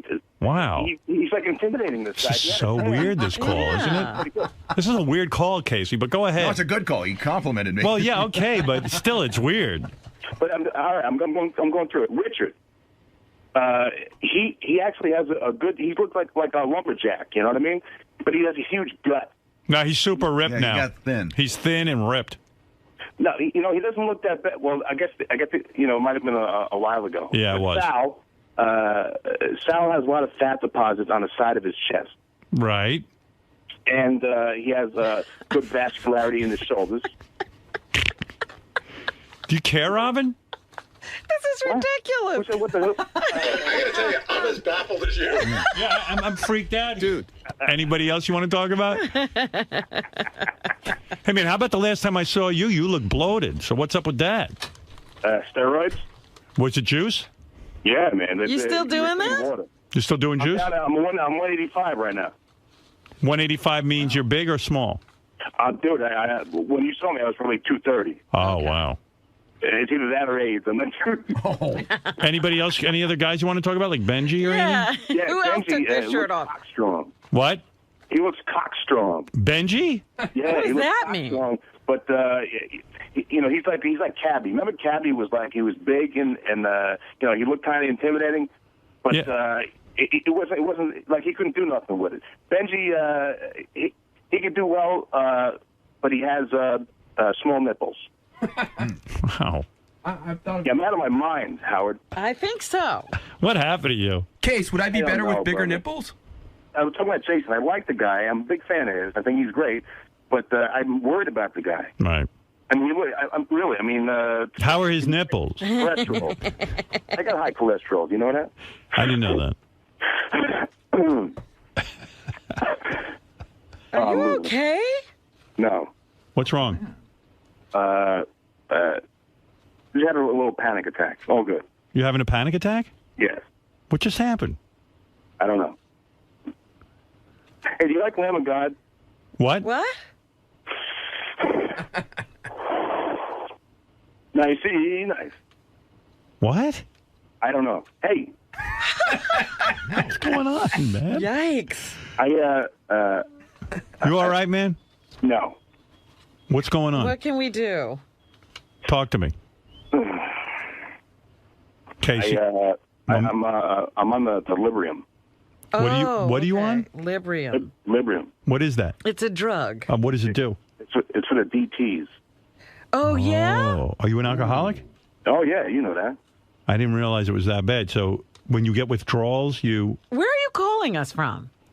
I'm from I'm watching my friend's dog. you homeless? No. Oh.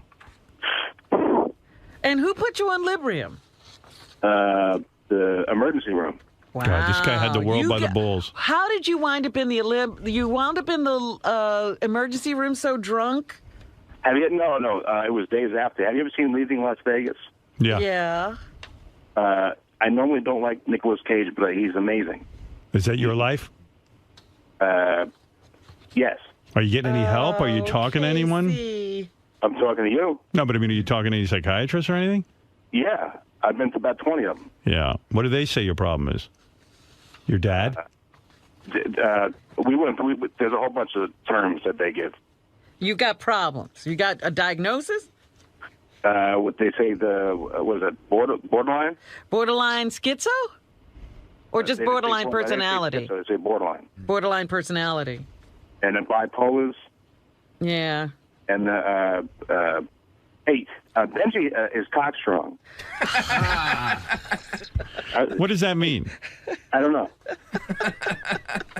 Hey. Jeez, Casey. Casey, you ought to go on that drug Penisin. That's like what is that? Penisin? Penisin? Yeah. Nice, I like it. Hey.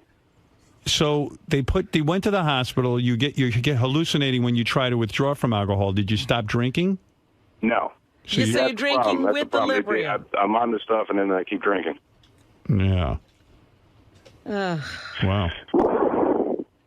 Dude. What are you? I mean, thanks for calling. Dude. Yeah, I gotta go. Dude. Anything you want to promote real quick? No, not at all. I'm actually going to L.A. in 2 days. What? I'm going back to L.A. in 2 days. Where are you now?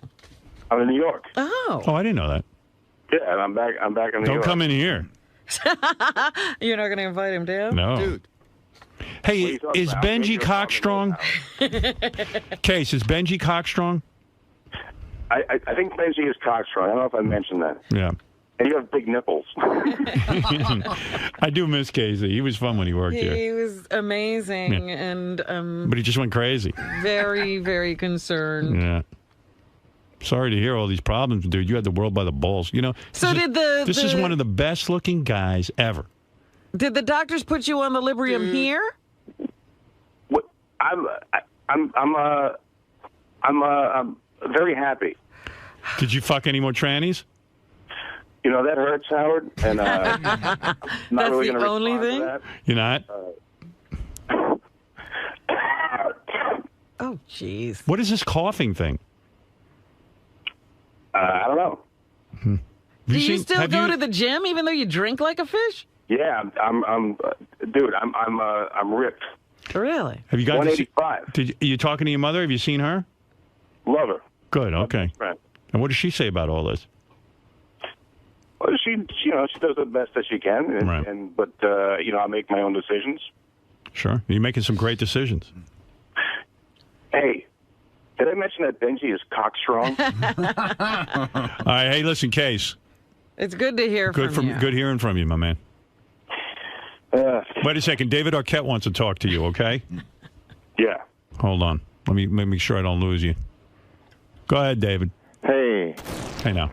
What's up? How are you, Casey? Hi, David. How are you, sir? I'm good, buddy. By the way, everyone has to vote for David Arquette. We voted for you last week. Hey, thank you, guys. Yeah, and is Courtney going to stay home this week? No. Yeah, Susan's hot, bro. Hey, man, but I was just hearing you, and, sounds like you're going through a hard time. I'm looking for a little bit of God's mercy. Yeah, well, you're on the right track. I mean, you could do stuff to, get your stuff together. You just start facing some of the shit you're going through, really look at yourself. And there's ways of doing that, and there's places you could go to get some help. Have you gone anywhere to get help, Casey? Too many, yes. Yeah. Well, it's time to go again. Do you understand that they put me on this shit like 20 years ago, right? It was it was new, and now they don't know how to get people off it. Casey, Yeah. what do you do you primarily drink, or are you into coke and all that shit? No, I have narcolepsy. Yeah. You know what that is? Yeah.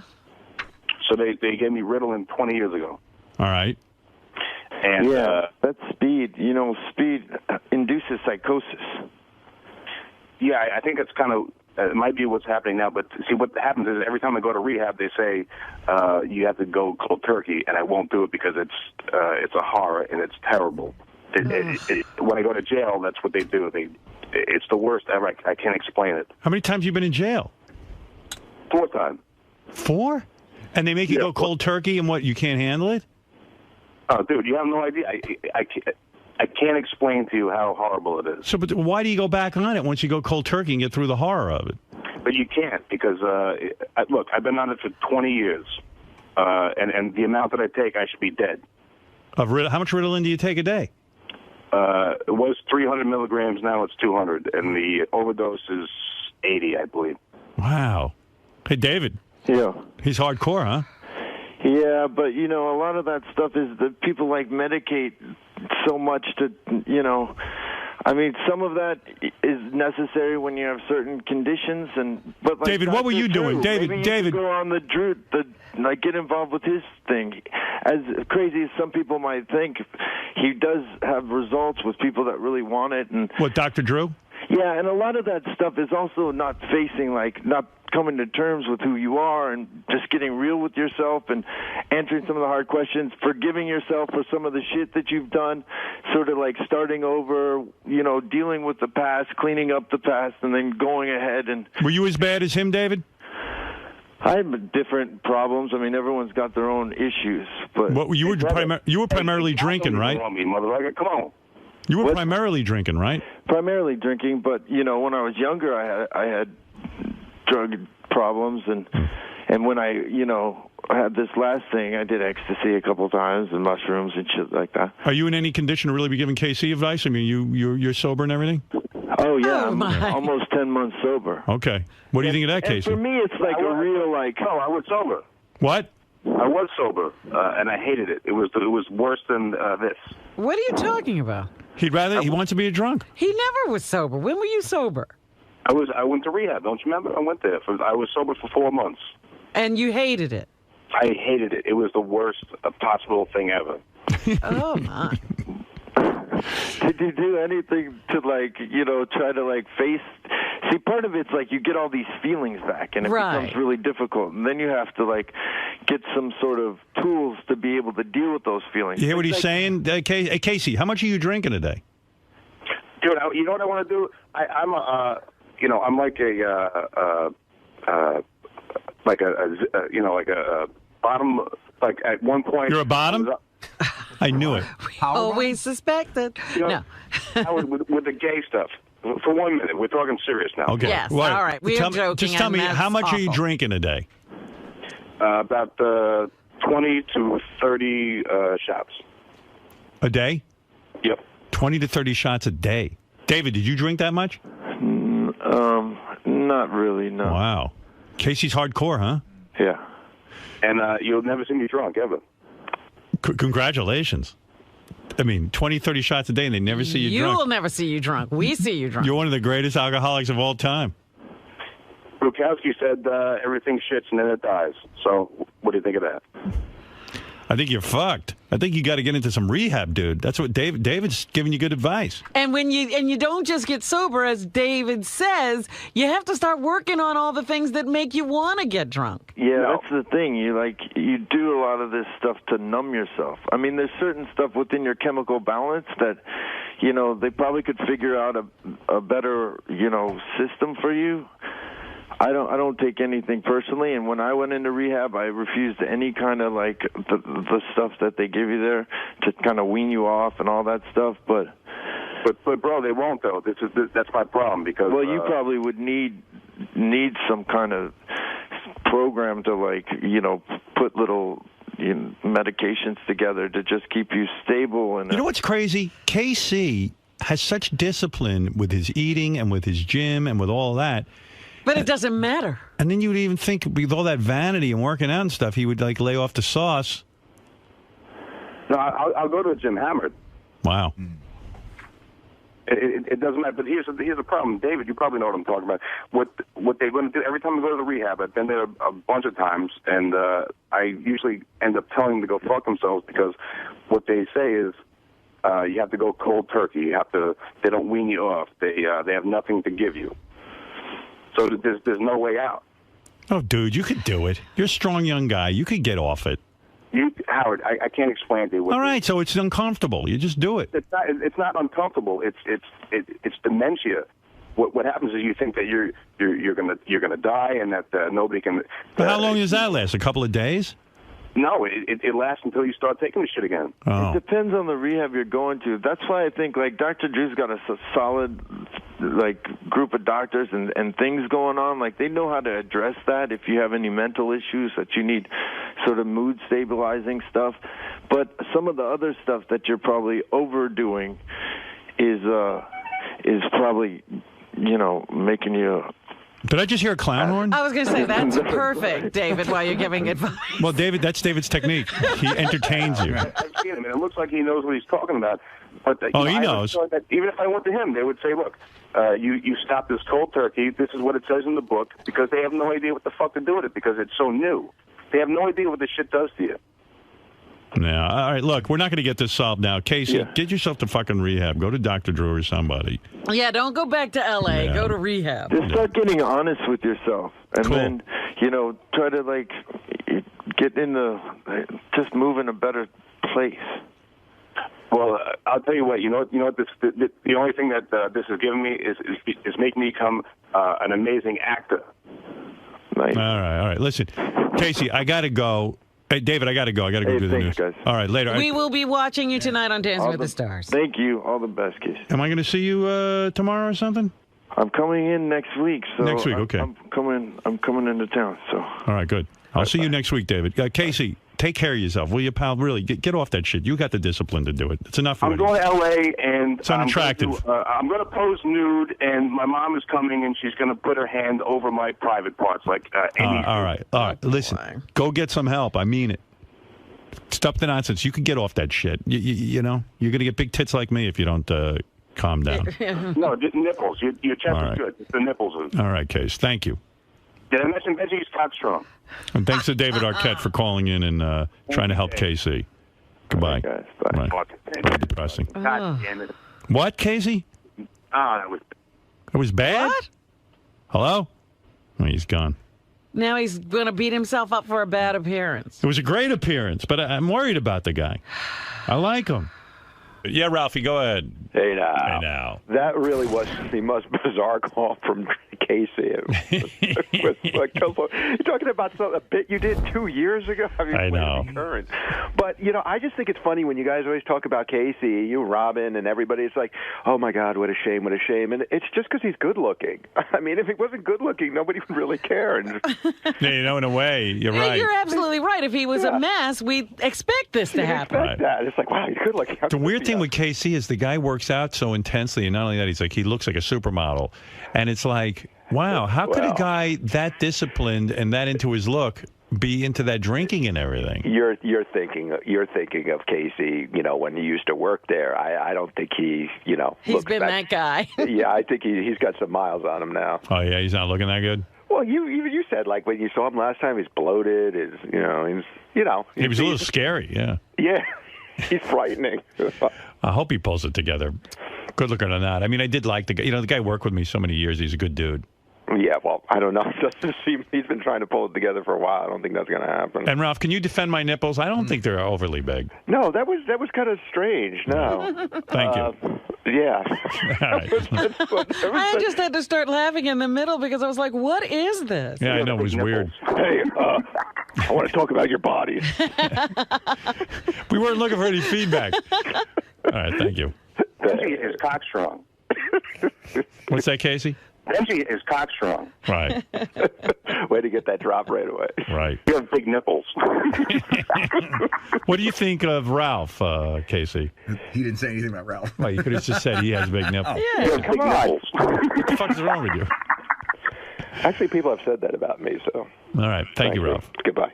Ralph actually does have big nipples. He does? You have big nipples. You're right, Casey. Robin, like Howard, you saw Casey go from, I guess, sort of like an intern to an employee, yeah. Right, and a full-time one at that. Yeah.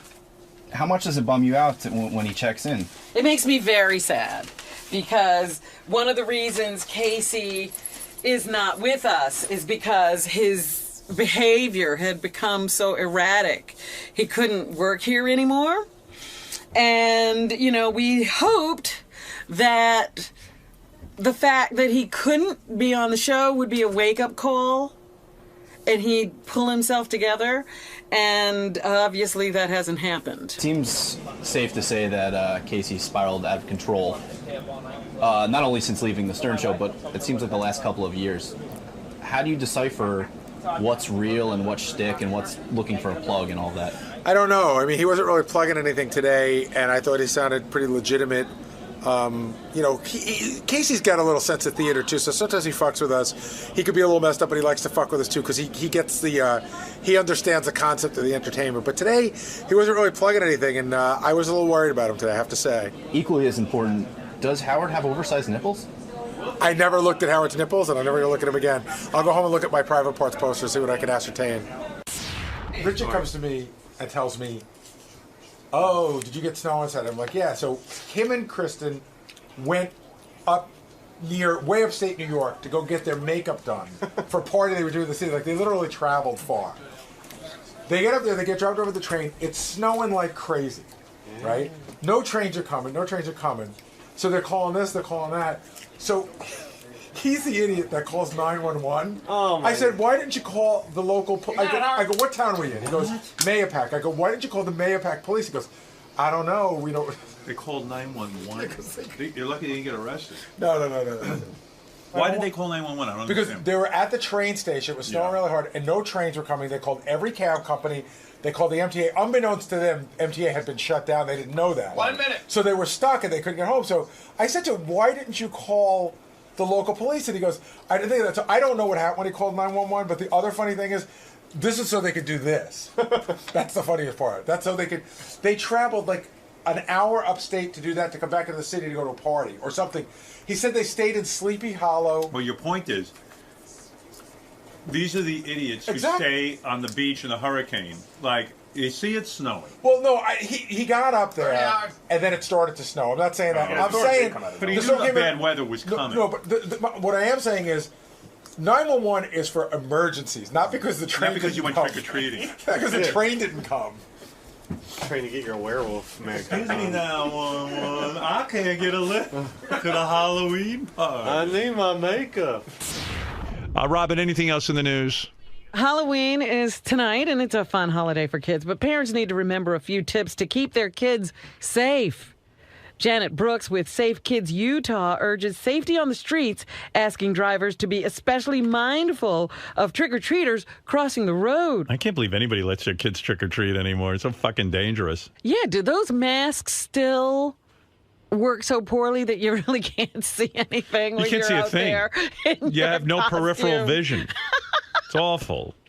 Really, you are sort of like a sitting duck on the road. Yeah. Other tips for parents to follow are to make sure costumes are flame resistant, fit properly to prevent tripping, and to use reflective tape on both the outfits and treat bags so kids can be seen. Parents should also check over all treats for any signs of tampering before letting their kids eat them. A flame-resistant costume. Most people don't go to the store and buy, they just like dress up in like some clothes, and then you go to some asshole's house, you got a bunch of pumpkins with candles in them, and your kid's on fire.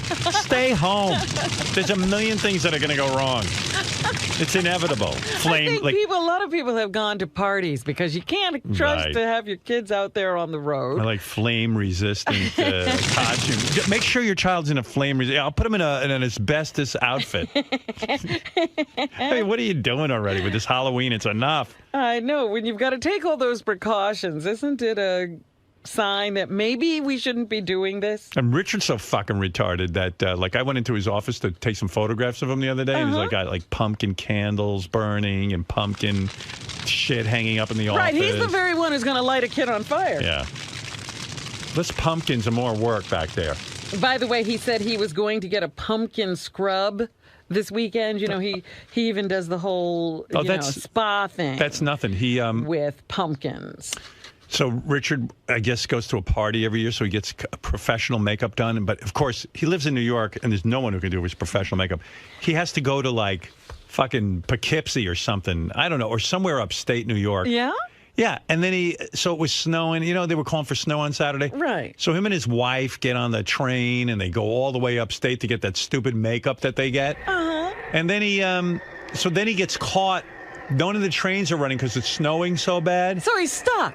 He's stuck. He called 911. Stop it. Yeah, no, I'm not kidding. He called 911 for a ride or something, or he didn't know what to do. Oh, my goodness. He's as bad as that guy I just played. Yeah, but he's like those retards who go, like people who stay in Miami Beach on the ocean, and they say you have to evacuate, and then they stay, and then you have to go rescue them. He knows it's going to snow. There's no reason to rescue him from Poughkeepsie. Find a hotel room. Of course. Richard, where did you go to get your makeup? Like, this is, by the way, he's 40-something years old. This was what all the fuss was about, so he could look like this. That isn't even that good. I mean, the makeup's not even that great. I mean, it's fine. It's okay, but who cares? You could get that done. You could do it yourself. Hey, that's the most important. It's the most important day of the year for me. Where did you go to get the makeup? Mayo Pack. It's like in Westchester. And you what? The snow came down so heavily you couldn't get a train. Yeah, you called 911. Well, we got dropped off at the train station in full makeup. We looked crazy. Yeah. And we waited for about 2 hours for the Metro North, and then there was a big announcement: all train service suspended. And we thought it was going to be like the Donner Party, like we were going to have to start eating each other because we didn't know how to get out of there. Dude, you're Mayo Pack. It's not like there are some cabs. remote. There are all kinds of things. We called every cab. It was snowing too heavy. Yeah, it was snow. They wouldn't even leave to give us a ride to a hotel. So what did 911 do? They were going to send an MTA truck to pick us up. And what happened? Well, we finally got a hold of the makeup guy, and luckily his brother, thank God, had a four-wheel drive truck and was able to give us a ride to White Plains to catch the only train. Believe this guy? For this stupid makeup. How much do you pay for that? And who are you supposed to be with that makeup? Who the is Wolfman. That? Oh, that's Wolfman? Yeah. Is that who you are? And who's your wife, Little Red Riding Hood? Yeah, she's like the victim, Little Red Riding Hood, after she was attacked. Right. Oh. Yeah. Glad you told me. It took us like 6 hours to get from there back to our home. We were exhausted. How long does the makeup take? A couple hours to do. And what do you do with the makeup? Now you're all dressed up. Where do you go? Yeah. Well, we went to a costume party, but we were so exhausted from our ordeal that we only stayed for a little bit. That's what I figured. Like after all that, we were just too burned out. Halloween got ruined. There's nobody in New York who does makeup. It's hard. It's hard to find people. No, in Manhattan, no one does that. Not this good. This is my buddy. He does this for movies. Dude, Manhattan has got the greatest makeup artist in the world. I got to believe someone in Manhattan can do that. Well, this guy today, he's doing Good Morning America's makeup. Oh, yeah? He's really good. Yeah. Yeah, but I bet you they didn't go to see him in Mayo Pack.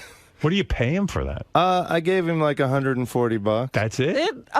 That's the cash I had on me, but I'm going to send him some more. Oh. Yeah. I got to send him the werewolf hands back, too. He loaned those to me. Real good. Yeah. He's awesome, though. He did a vampire movie called Stakeland that you guys should see. It's I'll run awesome. that out. Okay. Richard. Yes? Come on, man. You don't think you overreacted a little bit? Well, we were worried. It was just us and 3 Mexican migrant workers at the station, and they didn't even speak English, so we didn't know what to do. We couldn't go anywhere. Did you give them a ride to White Plains as well? No. Real we nice didn't, because my friend came in a truck, and it's like it'd be too dangerous for them to ride in the back of the truck, so I think You don't think a couple of migrant workers... They were on the been in phone back of with the truck friends of before? theirs speaking Spanish, so I'm assuming they got a ride. But really, you know that 911 is for actual emergencies. This doesn't constitute an emergency. Well, we tried to call Metro North, and the line, nobody would answer, and somebody told us before they left the station, they said call 911, or the cab company said call 911 and they'll send MTA out to get you guys. So we would have called MTA directly, but they wouldn't answer. So all in the name of Halloween. So now that it's all over with, Halloween is today. Do you feel like you just missed out on a golden opportunity? You had this great makeup, you had a costume party to go to, but you were too burnt out by the time you... Well, we still got to go at least. We could have been, had our own little two-person costume party at the train station that night and froze to death. So I'm glad we at least made the costume party. But as far as your Halloween dreams go, I feel that they were sort of shattered. Yeah, Mother Nature can be a real bitch sometimes, and I'm very angry that she fucked up Halloween a little bit. And fuck that. You almost got worried about this. Mother Nature, that bitch. She is. She's a fickle bitch. She could have had it snow on November 1st, and it would have been totally fine, but to do it before Halloween is unforgivable. Kind of like waking up on Christmas morning and realizing you didn't get the toy you wanted. Yeah, or like Chris, or no, this fucking Mother Nature, she always pisses me off. Last year, she fucked me over too, because she made a blizzard the day after Christmas. Not on Christmas. We couldn't have a white Christmas. She had it the day after. That's like saying to me, fuck you and your white Christmas. I'm going to make it white on December 26th. What a biznatch. She is a total...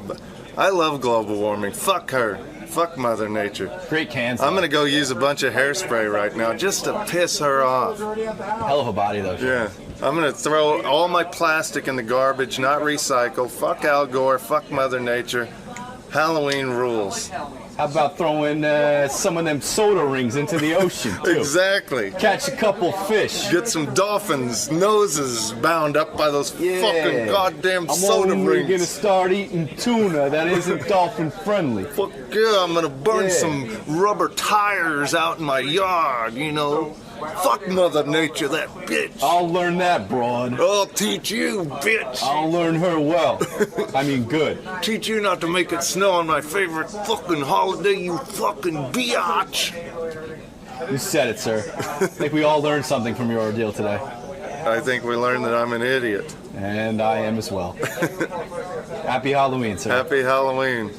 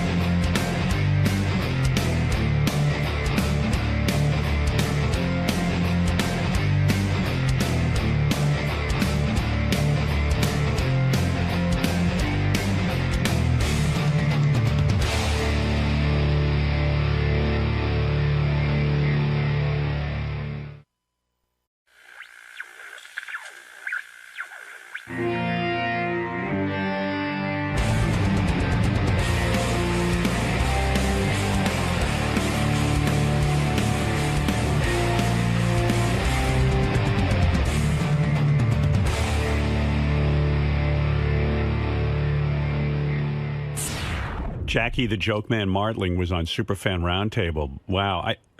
I heard his interview. Mutt did a great interview with Jackie, and Jackie was just, again, talking about his contract negotiation and why he isn't with the show. And this is hysterical. I mean, look, they were asking him about it. Yeah, but I mean... But it's all it's so misguided. Why would you even continue to talk about it? See, if I play it, you're going to get all worked up, as I did when I heard it, but... Because you're going to start arguing with a piece of tape. Well, work me up. All right.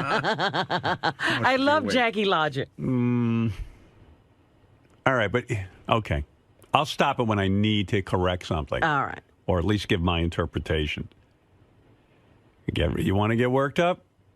I know it's going to happen. I always think that I'm over it. But he'll get to me, I'm sure.